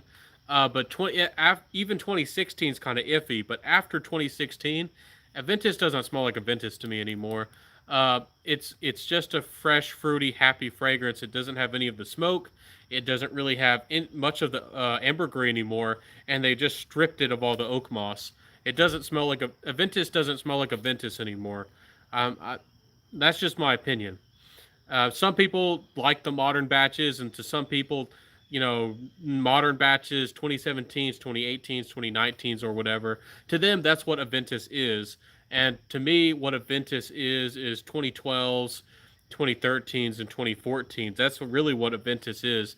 And funny enough, 2014, there actually were some batches in that were super smooth, super smoky. There were some I think it was 2014 batches that were extremely smoky. It was really funny. I would love to do a blind nose test and get some of these people who really love Aventus and hand them one of like the 2014 or the 2013 or whatever it was, and let them smell one of the super smoky batches, and they'd probably be offended by it. And you'd be like, "Hey, that's a Ventus," and they'd be like, "No, that's not a Ventus. You're lying." And you'd like bet, be like, "Put your money down. How much you betting?" And they'd be I'm going kind of wild over here, but anyways, I test all my fragrances on small areas first. Anyways, yeah, definitely test your. If you go to the mall, if you're testing a niche fragrance, it's fun to get a first impressions and not overload your system. Especially if you're really excited and go to a niche boutique, smell everything. But you're probably going to spray them on cards. You might put. I don't know if you're brave enough to put 20 fragrances on your own skin, but definitely if you're considering actually buying the fragrance, actually test it on your skin at least once, at least spray it on your skin once. Skin chemistry and how the fragrance actually changes on skin just in general, it really can change for sure. Eau Sauvage versus Eau Sauvage Parfum. Oh, big question, big questions. That's a really hard question. I like them both. I think they're really nice. I think that the Eau Sauvage EDT is actually a reformulation pretty much of the original Eau de Parfum, Eau Sauvage. They made it a little bit more citrus heavy. They changed the heart of the fragrance to be a little bit more focused on rosemary versus myrrh. The original EDP is focused on myrrh, and it's a little bit more dark. It's a little bit more green. I think they're both fantastic. I really don't want to make this choice, but I think the EDT smells a little bit more versatile and maybe a little bit more modern. So I probably would go with the EDT, but I personally would give them really a tie. But if you forced me to choose one, I probably would choose the EDT, but they're both darn good fragrances. You can't go wrong with them. I don't remember if I've tried the Extreme. If I have, I need to retry it. But there's also a Eau Sauvage Extreme out there as well. So I think that was made after the EDT and tried to recapture, or it was kind of an attempt to remake the original EDP, maybe be a little bit darker. So, anyways, I'm losing people. I'm talking about Eau Sauvage over here, and I'm losing the people. People, people don't want to hear about Eau Sauvage. I don't know. Anyways, my friends, Thank y'all for hanging out with me. I'm happy that y'all received and wanted to chat with me, and enjoyed my little play about talking about Davidoff Silver Shadow and Xeno, two like 80s and 90s classic fragrances. I'm happy that y'all were so receptive about that and enjoyed hanging out with me. Thank y'all for your friendship, everybody. If you wanted to know my scent of the day before I end my live here, I'm wearing Saint Kitts by Tommy Bahama. And honestly, I thought it was going to have bad performance, but I sprayed some around my neck, and maybe it's because I got a little bit on my clothes. But it actually gave me pretty decent performance. It actually gave. I thought it was going to be super bad, but I was super worried that it was going to give me like 3 hours or 4 hours. Yeah, it'll probably give you 5, maybe 6 hours. I can sometimes smell it a little bit on my collar here. So, and I sprayed it this morning at like 11, 10 o'clock ish. So hey, that's not bad. 6 hours. Have you tried Beau de Jour? I haven't yet. I know that one's getting really popular. I think that's the one by Tom Ford that they re-released into their non-exclusive line, their more affordable line. It looks like a fougere. It looks like it'll be good. I'm really fussy on fougères. I like fougères that either are more citrusy or they have like a unique touch. That's why I like Zurius Rouge so much. It has cactus and it's fresh and it's kind of it's like it has this fresh powdery smell to it, and it also has the modern kind of like red energetic kind of sweetness to it. To me, Zurius Rouge is just a really interesting fun fragrance, and it's Givenchy quality. Givenchy does pretty darn good stuff. I wonder if it would compare to Eau Sauvage. I haven't tried Beau de Jour, but you give me some interesting suggestions. You give me some food for thought over there. Whenever I get to try a Beau de Jour, I'll definitely keep that in mind and try to remember if it smells like it. I think they both have vetiver in them, don't they? Don't they both have? I know that Eau Sauvage does, but does Beau de Jour have vetiver? I don't remember. Anyways, thank you for your friendship, everybody. I'm probably going to wrap this up. Unless y'all have some new questions for me or any more suggestions. It's really fun hanging out with y'all. I know that y'all probably have time on your hands like I do, because of the quarantine and all. Thank y'all for hanging out with me, being a friend, talking about fragrance. It's a lot of fun, everybody. Hopefully, you have fun hanging out with me. And feel free to reach out to me and message me anytime. And for you 7 people watching me right here, definitely remember that I upload every day. I don't know if y'all know that. I've been uploading every day just about for a very long time. I don't know how many people actually hit the notification bell.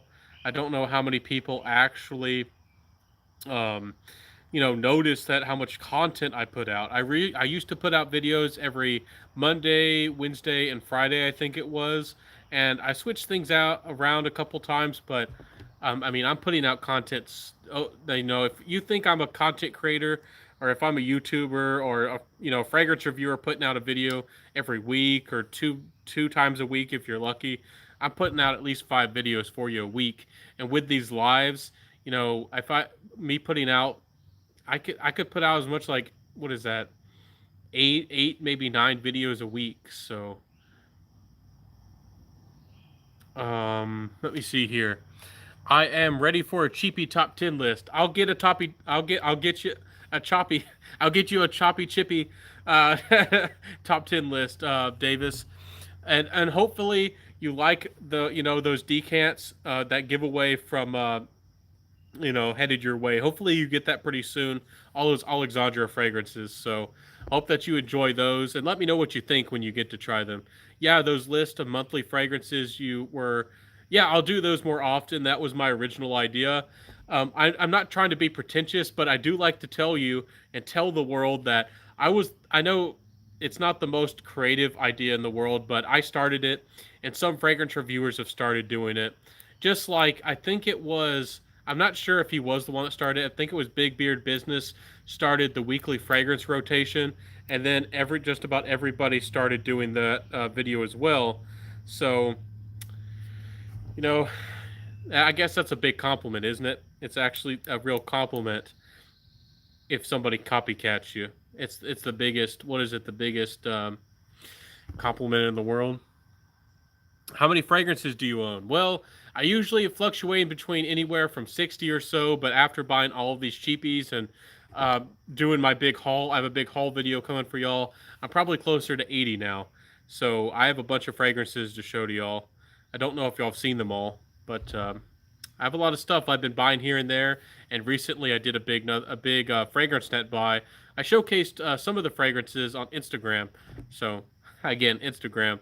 I'm pretty active there, so yes, I haven't checked the mail yet today. Hopefully, you get them pretty soon, my friend. Anyways, I'll make y'all some chippy choppy cheap list. I'll make y'all a gentleman's list or a masculine list. I know that y'all want that. I try not to do top 10 lists that often, but I know some people really like them, and they can be helpful. So I'll definitely make y'all a few of those, but let me know. Are there any individual fragrances y'all want reviews of? It sounds like Beau de Jour is really popular. A lot of y'all want me to talk about that one. Maybe y'all want to hear about more about Eau Sauvage. I'll do a review of that for y'all. I can borrow my dad's bottle, even though I had to return. And I think I showed y'all or told y'all that somebody tried to cheat me big time on Eau Sauvage. If you buy off eBay, be careful and don't blind buy a fragrance unless they're highly reputable. They have like 99% and they've sold like 20,000 bottles of fragrances. If you're buying a used bottle of a really popular fragrance, there's a bunch of people who will try to cheat you on eBay, sadly. But if you ever need to do a return, if you ever do get cheated, I can tell you how to, message me, email me, Scentitar at gmail.com. And I know some of the tricks, and it's not too hard. You can Google them. eBay really helps buyers. They really favor the buyer over the seller. So you should be pretty safe, even if somebody does try to cheat you.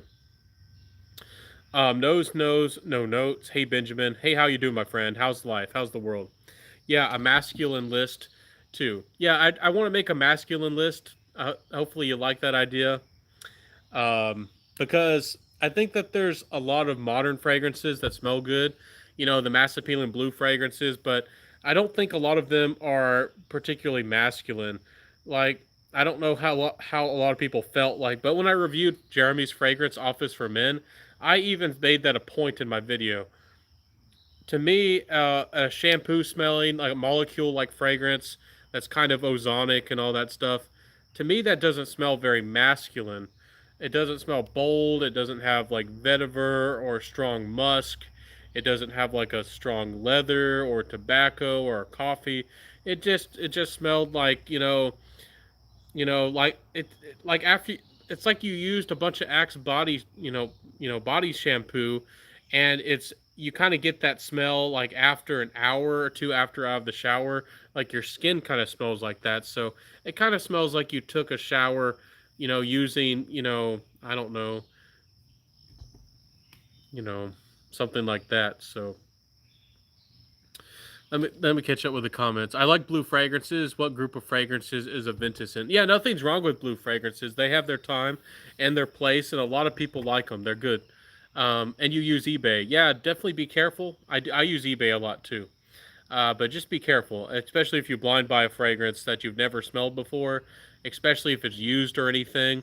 There's people who will put aroma chemicals in your fragrance, and your fragrance might give you decent longevity, and it might actually smell decent, but it might not be the right concentration. It might smell a little bit different and a little bit off. And that bottle of Eau Sauvage I got, he did. People who are scammers are getting smarter. They're not just putting a bunch of cheap alcohol in there anymore. They're actually buying aroma chemicals like Isoi Super, and putting it in there. And you can get Isoi Super darn cheap if you know where to get it.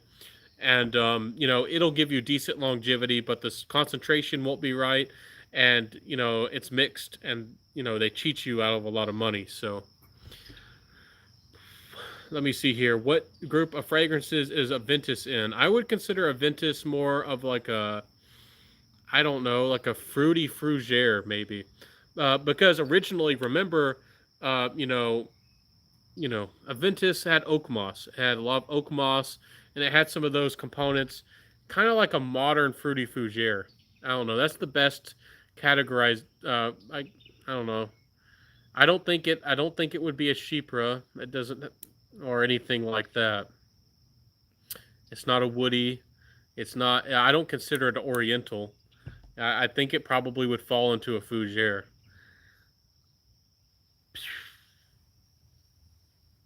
Let me catch up with the comments.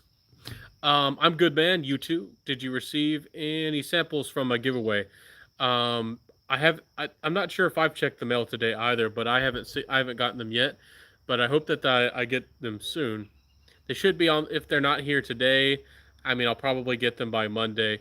But I'll definitely, showcase those on Instagram, my friend. I'll definitely, um, you know, let the world know about them. Thank you for sharing those with me. I really appreciate it. Thoughts on Supremacy? I've tried Supremacy in Heaven. That's the one I bought. I don't have the original Supremacy. I do need to buy that one. I have a bunch of content coming for y'all, but not on the original Supremacy. But I'll definitely, that In Heaven, that Silver Mountain Water one, I'll definitely be getting y'all that review.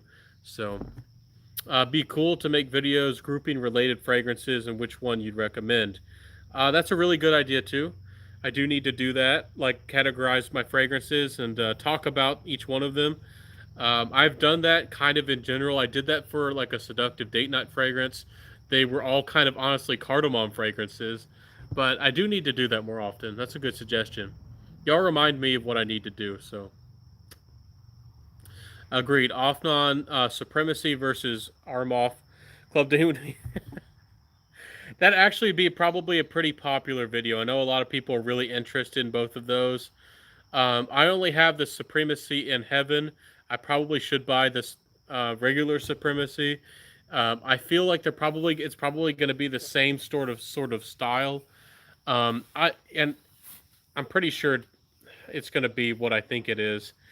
The Supremacy is going to be lighter. It's going to be more inoffensive. It's probably going to be a little bit more appreciated for the office or out and about versatility. I think the Supremacy probably has better longevity, even though the arm off is no slouch. I think the arm off is, Club de Nuit Intense is more masculine and has better actual projection. So it all depends on what you want. Do you want a little bit more longevity, or do you want like a lot more projection, or do you want something that's actually smoky? I think the Supremacy is probably going to be a good fragrance, but I'm just judging this off the quality and the style and the feel of the In Heaven, which I do have. So alternative to Versace Eau Fraiche, find it very synthetic.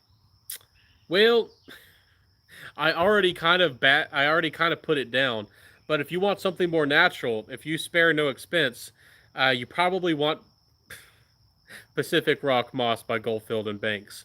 It's not bad, but take into consideration it's only going to give you like 4 hours of performance, but it smells good. It's an aquatic fragrance. It is pretty pleasant. It's like a really fresh, really likable moss and like lemonade fragrance. So if you want quality, if you don't like synthetic fragrances, you might have to go for, the niche stuff like that. So you might want Elysium. You might want to try that if you've never dabbled in Elysium by Roja. But I don't know. I don't know. There. Have you tried things like Mont Blanc Legend? That one's a good affordable fragrance. It's different, but it's kind of in the same family in a way. I don't know if you've tried that one. Thoughts on replica fragrances? I really suggest. I've always promoted by the Fireplace. Is that the same line? The Maison Margiela. Under the Lemon Tree was really pleasant. I think I've tried one of the new line, like the library one, but I haven't tried all the ones in the dark bottles, the new ones.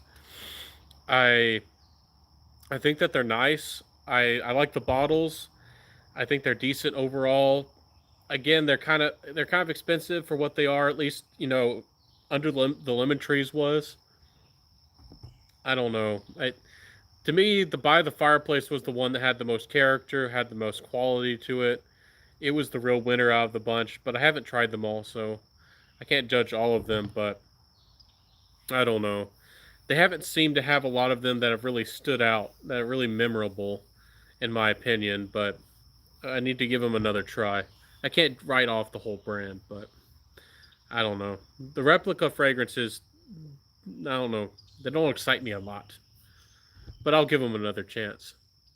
That's like that darn brand commodity. Everybody's and again, if you love them, I mean, more power to you. But commodity, I sampled all of the commodity fragrances, and everybody was ranting and raving, and I didn't like the quality of those. I didn't like them.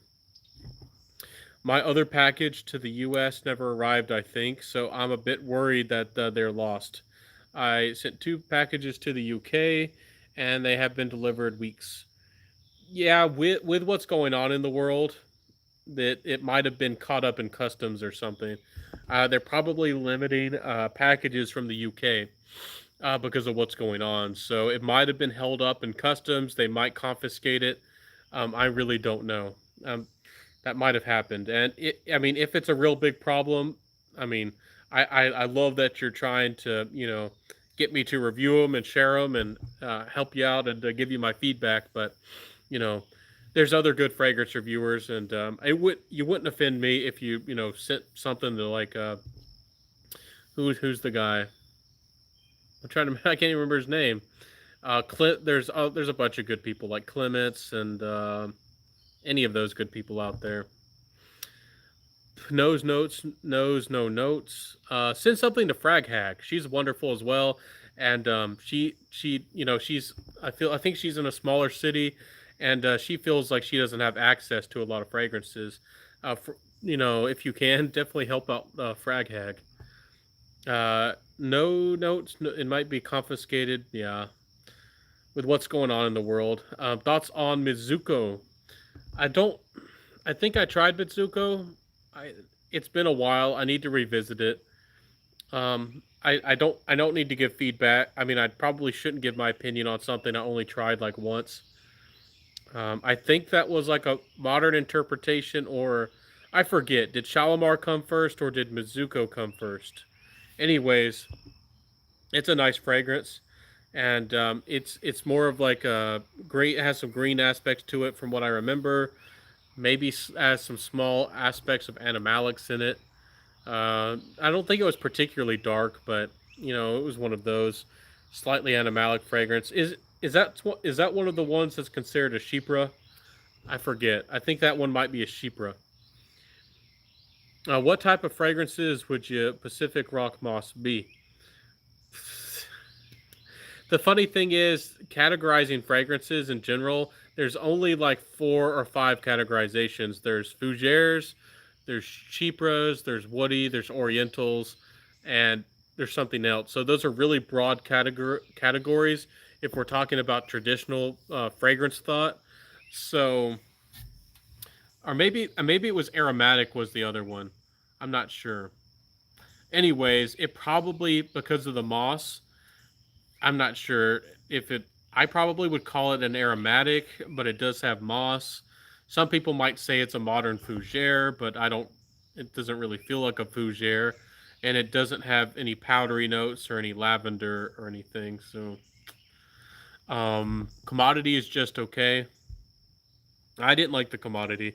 I didn't want to rock anybody's boat or really offend people, but I bought a whole discovery set and I was excited. Everybody been talking about commodity and people were buying them up for $40, and I actually thought about blind buying one of them. And I got the discovery set and I smelled them all, and I said, no wonder they went out of business. I don't like any of these, and I wouldn't even buy one for a bottle for $40. I'd rather buy a John Varvatos or a cheapie, or I mean, hey, Zeno is less than $20, and Silver Shadow is less than $20. I can get both of these for the price of one commodity fragrance, and I didn't even like the commodity, so eh. Yeah, I'll definitely send some more sample packages out soon. I just sent one to Frag Addicted. Yeah, there's a bunch of good UK fragrance reviewers. If that's easier for you, hey, you're not gonna offend me. I completely understand. Thoughts on marine fragrances? Any good ones that aren't super fishy? So you must not like cologne. You must really dislike cologne. Um, You might just be wanting to go for like fresh fragrances then, nothing aquatic. I think Bulgari Aqua, the original, is really good, but that has a lot of calogne and a lot of seaweed. So you probably don't like that one. If you have a chance at a local mall, you might want to try Bulgari Aqua Marine. It's more of like a gin fragrance. It's more easygoing, pretty nice. If you want something that's slightly marine-ish, have you tried Dolce Gabbana Light Blue? It's it's not really a marine fragrance. It's more of like a citrus, but you might like it. It's more of like a salty citrus. The original Dolce Gabbana Light Blue. A lot of people love the intense. I love the Swimming Lipari, but there's a bunch of flankers of it. Um, you might want to try. I don't think I like it that much, but YSL Why Live. They have a new O version, like a new fresh version of it. You might want to try that one. Top 10, top 5 newbie list is Lidge recommended. Hmm. For newbies, I don't know for newbies, but it is a good fragrance. I don't know if I'd recommend that for somebody just getting into fragrances. Les Instant de Guerlain is really good though. It all depends if when I think of somebody who's a newbie into fragrances, I know that anybody at any age can get into fragrances. You could find your uncle, you could find anybody out there. Maybe they're a little bit older and maybe they're first getting into fragrances. But in my mind, when I think of somebody first getting into fragrances, I always think to somebody who's like right out of high school. And I think about maybe myself out of high school. What would I tell my high school self if I was 18 years old? And I need to make a list about that.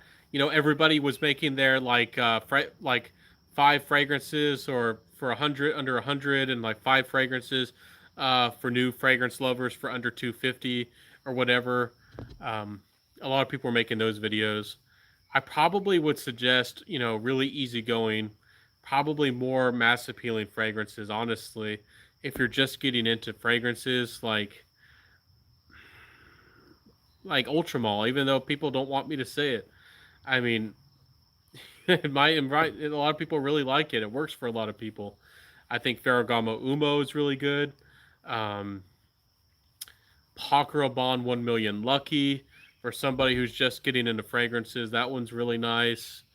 Um, I want to recommend something maybe more woody, but or leathery.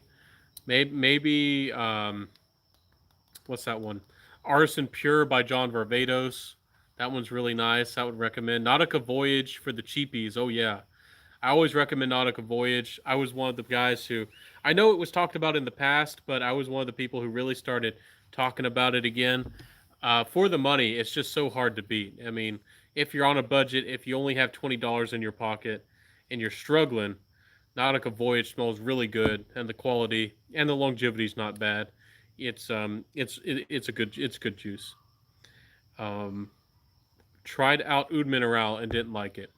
Yeah, Oud Mineral has a little bit more character. It's a little bit more of like a niche fragrance. It's minerally. It smells like concrete and like a weird like oud vibe. It's not for everybody. I don't know if I'd ever buy a bottle, but I did like it. I did find it fascinating. But I understand if you don't like it. I mean, we all don't like the same things for sure. So, did you try any other Tom Fords? Did you like any of the other ones? A lot of people love the Tobacco Vanille. Some people really like the Tuscan Leather. Ombre Leather is pretty good. Scentitar, I got to run, bro. I probably need to go too. It's been an hour. I actually was gonna get off like 30 minutes ago, but having a good chat with you guys. I got to run, bro. I will see you next time. Have a good night. You have a good night too, my friend. I wish you the very best. Be safe, be well. Definitely wash your hands. You know the drill. I'll see you. Thoughts on Armani Privé? I love Armani Privé. It's my as far as exclusive lines from houses. I know it was I think it was Dior that had some really good stuff in the past. But as far as I can tell, I really don't like any of the Chanel exclusives. As far as like the recent releases of Dior exclusives, I don't really like any of them. To me, the Armani Privé line is where it's at. If you want exclusives of like one of the high end designer brands if you want their high end like niche line. Armani Privé is where it's at, and I've tried to say really good things about the lapis blue or the blue lazuli or however they say it, the one in the blue bottle. Some people might say it smells like a niche version, like a really nice version of John Paul Gaultier's Le Male. I'm not sure if everybody feels that way, but I could see some distant similarities, but I don't think they're very similar at all. But the thing is, they're expensive, and a lot of people don't have a lot of access to them, so that's why people don't talk about them that much. But I mean, hey, they're my favorite. I haven't bought one yet, but I will in the future. I'm not sure which one. I'm kind of debating between a couple of them. There's a smoky leather one that I love, and I need to try the oud one, but I already have too many ouds. I probably shouldn't even go for it. Ever tried Paris de la Lique? I don't think I've tried that one. No. Is it rare? Is it discontinued? It says, oh yeah, like 90s, 90% of Tom Fords. Yeah, Tom Fords can be a little bit daring. A lot of people actually don't like Tom Ford fragrances because they're not as mass appealing as you might think. They're popular. A lot of people really like them, but Tom Fords are a little bit more on the niche side of things. There's some of them are hate or love fragrances. Tobacco Vanille, a lot of people really love it, but some people really dislike it. It's you know, you got to test them all and you got to find what you love. That's what it's all about. So, I'm off too. See you, Ronald. Have a good one, my friend. Stay safe. What specific privés would you recommend? I think the blue, the one, the blue lazuli is darn good. I can't remember the name off the top of my head right now. There's a Cure, like a leather smoky one, which was darn good, and I think they have a rose one. I forget which one that one was called, but there's one with rose, and it's darn good as well. Carvin Le Vetiver, I have tried that one. It's one of those good citrusy, like Haitian vetiver fragrances. It's really, really nice for the money. It used to be able, I think the price has gone up a little bit, but it's still a really good fragrance for the money. I personally like Bulgari Extreme a lot more. Personally, it's a good fragrance. There's no doubt about it. It's good, but I personally would probably tell people to get the Bulgari Extreme. I think it smells of higher quality and it performs about the same, and it's a little bit easier to get, at least for me. It seems like that Carvin's kind of hard to get sometimes. Great Vetiver is the safest Tom Ford. Yeah, it's not bad at all. It's a pretty safe. It's pretty inoffensive. Fresh, crisp vetiver scent. Yeah. Do you like tobacco vanille? I actually personally don't. It has a lot of clove. A lot of people talk about it as just a vanilla tobacco fragrance, but it also has a big clove note. A clove is a big player in the fragrance, and I'm sensitive to clove, so I personally don't like tobacco vanille, but you might love it. I mean, if you want a tobacco vanilla fragrance that has this interesting spicy vibe to it, it might work for you.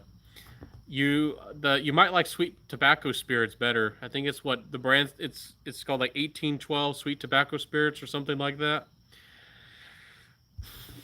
If I ever buy a Tuscan leather, if I ever buy a Tom Ford fragrance, I'm not sure which one it's going to be. If I had a lady around, I really would want her to smell like Plum Japonais, but that one's purely unisex.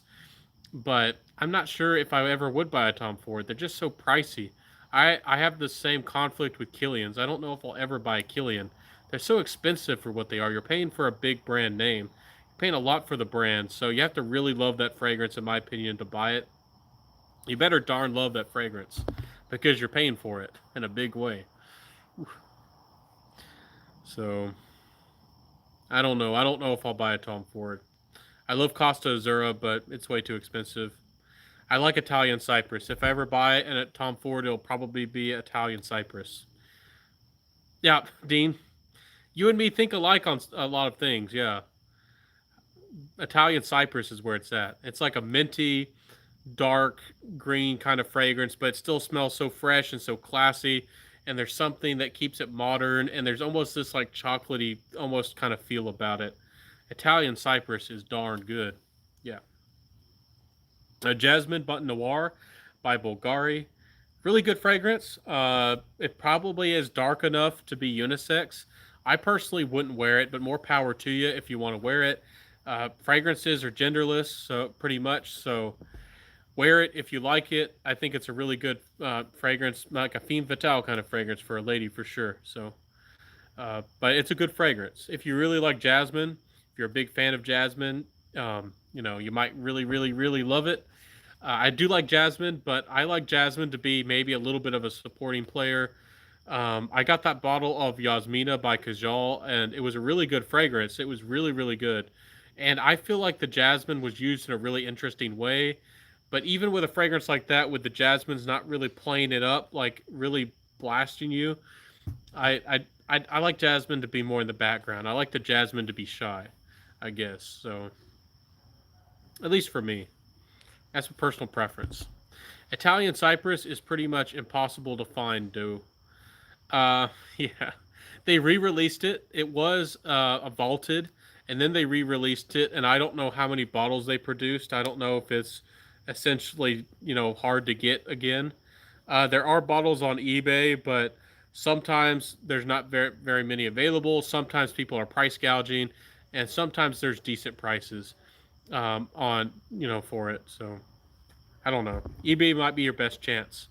But get ready to make sure that it smells right. Make sure somebody didn't cheat you. Favorite vetiver? That's a really hard choice. I really like Eau Sauvage. I like a fragrance called Anthony One. I like my Bulgari Extreme. I like my Terre d'Hermes Eau Trace Fresh. I like my Daniel Hossier Kaleidoscope. Probably he's going to go to my Terre d'Hermes Eau Trace Fresh. Y'all know how much I love that thing. I'm a big sucker for it. To me, it's like vetiver heaven. So even though it's not really focused on vetiver, I really like it. So thoughts on the Labo? I've only tried like 3 or so Le Labos. I've tried Bergamot 22 and I tried Santal 33. I think I tried, it was like Noir 29 or 20 something.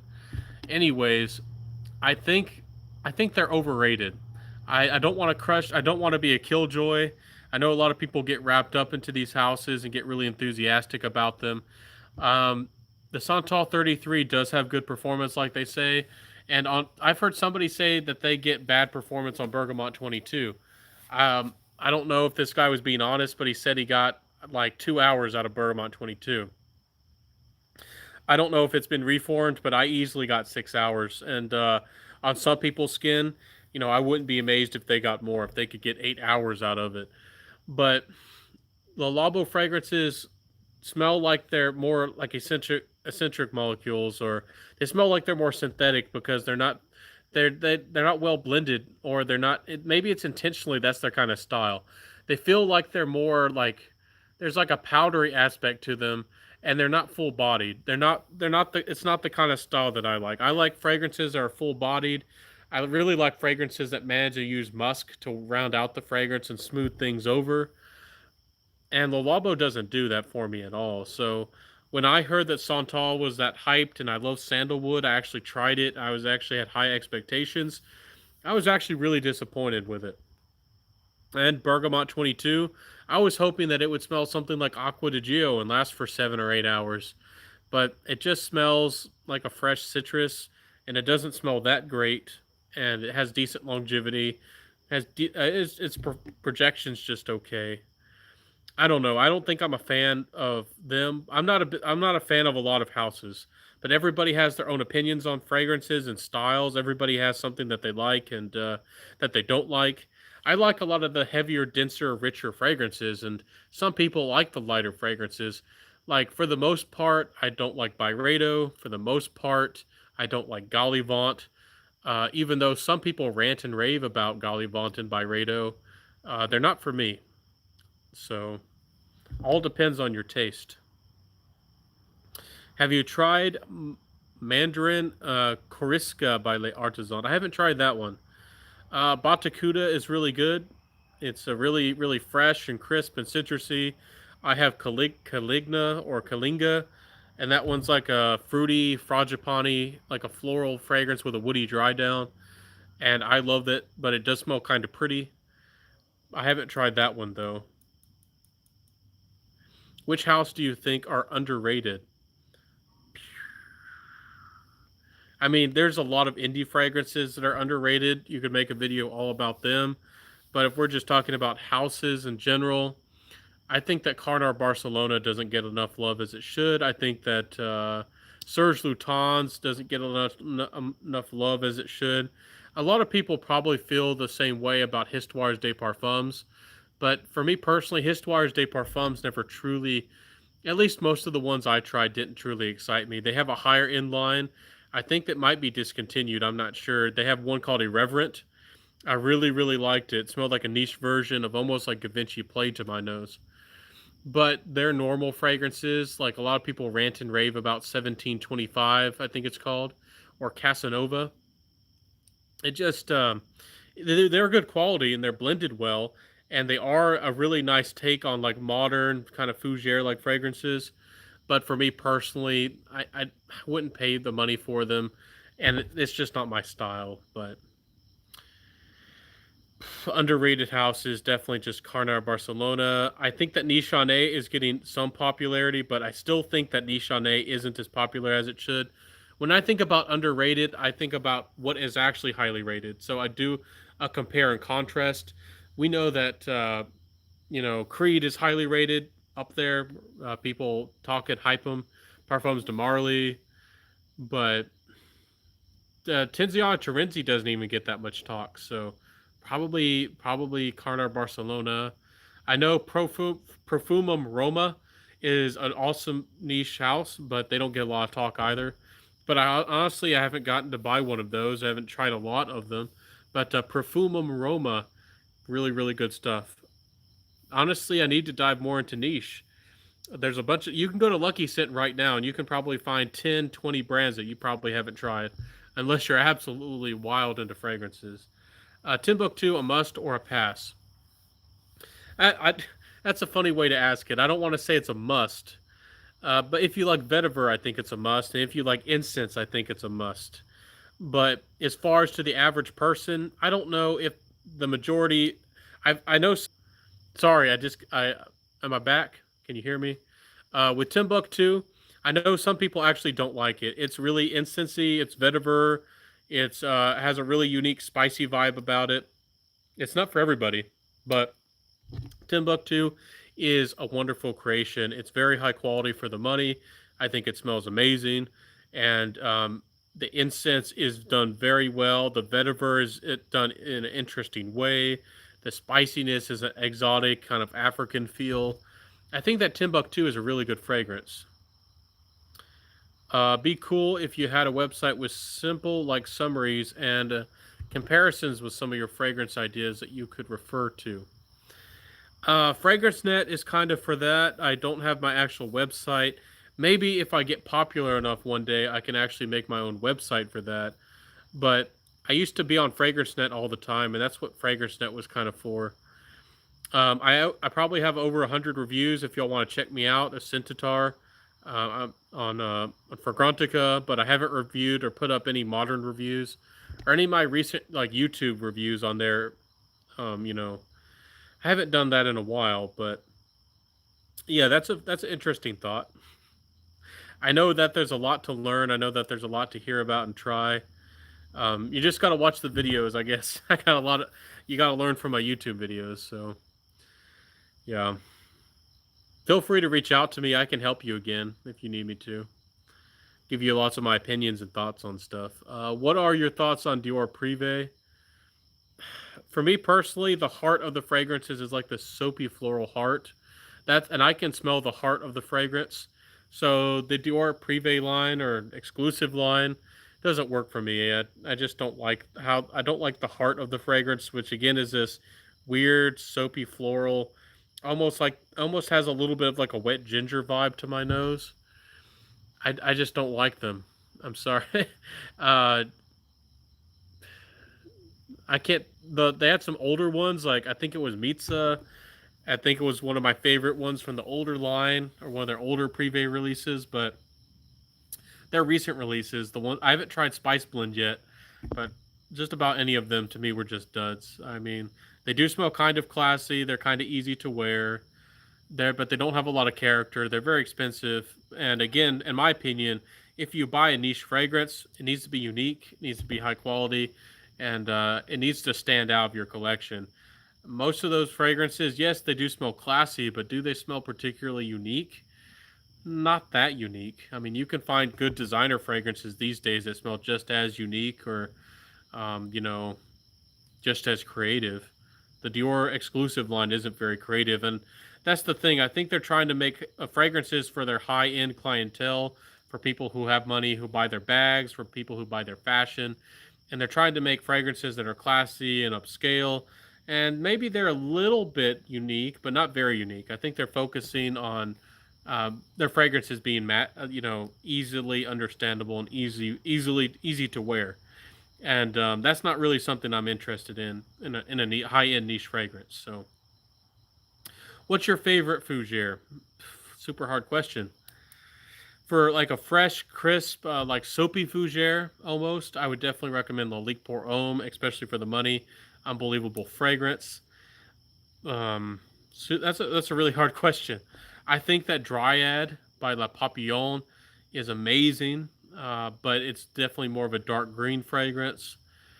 For a fougere, really am a huge fan of Kaleidoscope. It probably is going to go to Kaleidoscope by Daniel Hossier, but I really don't know what I would choose. There's a lot of good classics that are considered fougères. Super hard question, especially if you consider some of those fragrances with vetiver as fougères. I mean, hey, there's a lot of good vetiver ones. Could you make a video with your top unique scents? I'll do that. I'll do that for you, Dean. If I ever forget any of these things, please remind me. But I can do that for you.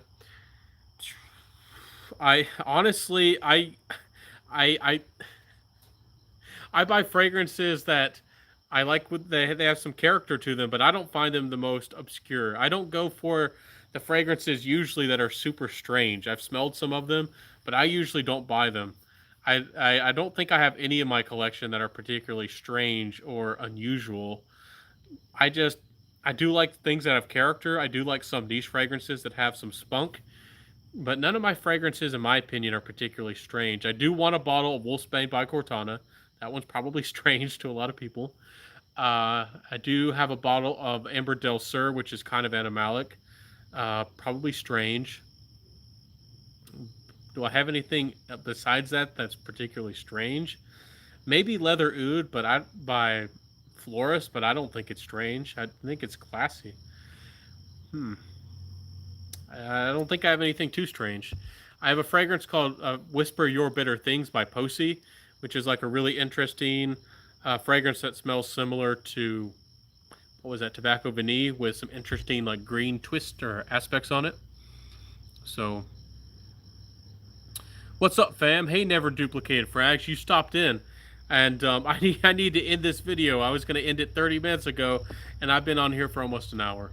But we're having fun out here. We're having some good chats. We've been talking about everything from fougères to, my favorite fragrances, maybe some cheapies, to some vintage fragrances. I got Davidoff Zeno, and I got Davidoff Silver Shadow. I got some classics in here. I got some Macho 80s in here. What you been wearing, Solano? What you been up to? How's the world? How's the life?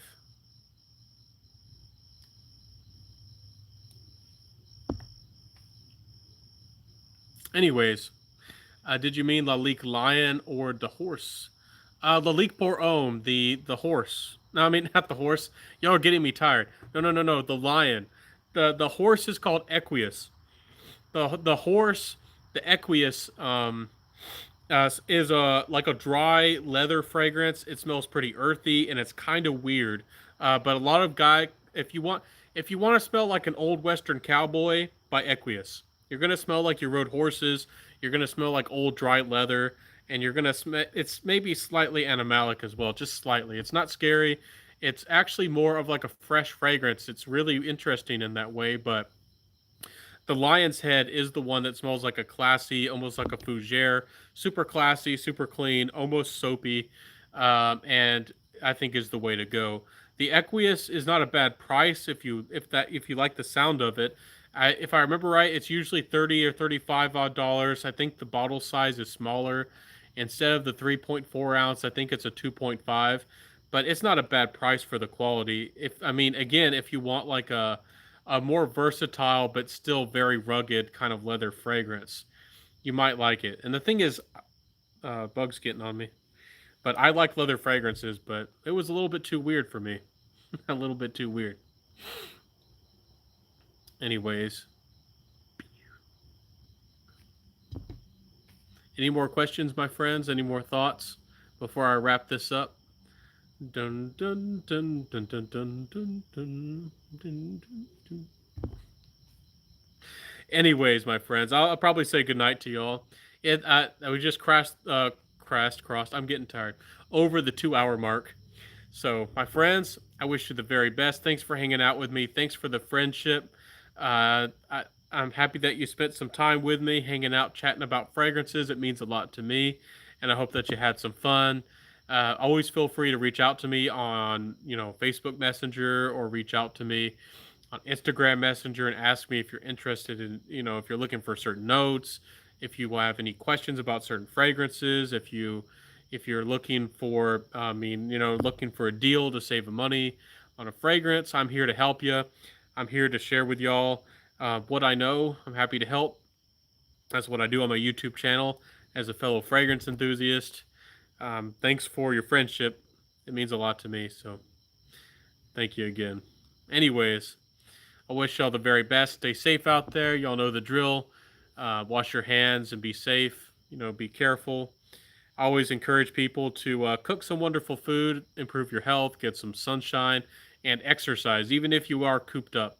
Definitely try to get some sunshine. Definitely try to get some exercise and some good cooking. So I'll see you next time, everybody. Thanks for hanging out with me. Thank you, Dean. Thank you, Solano. Thank you, Eugene. Thank you, everybody who stopped by. Ronald, all these great, awesome people. Mr. Davis. I don't know who's still here. Nose Notes. Natalie Knight. Civilized Redneck was in here. I don't think Mr. Cheap Sense, did he stop by? Centurion was here. Centralized was here. He's awesome. Stefan Fragrance for sure. Stefan Fragrance in the house. Anyways, I'll see you, everybody. Have a good night. I wish you the very best. Stay safe, stay well, and wear what you love. Y'all know what we say. So I'll see you next time, everybody. Peace out and bye.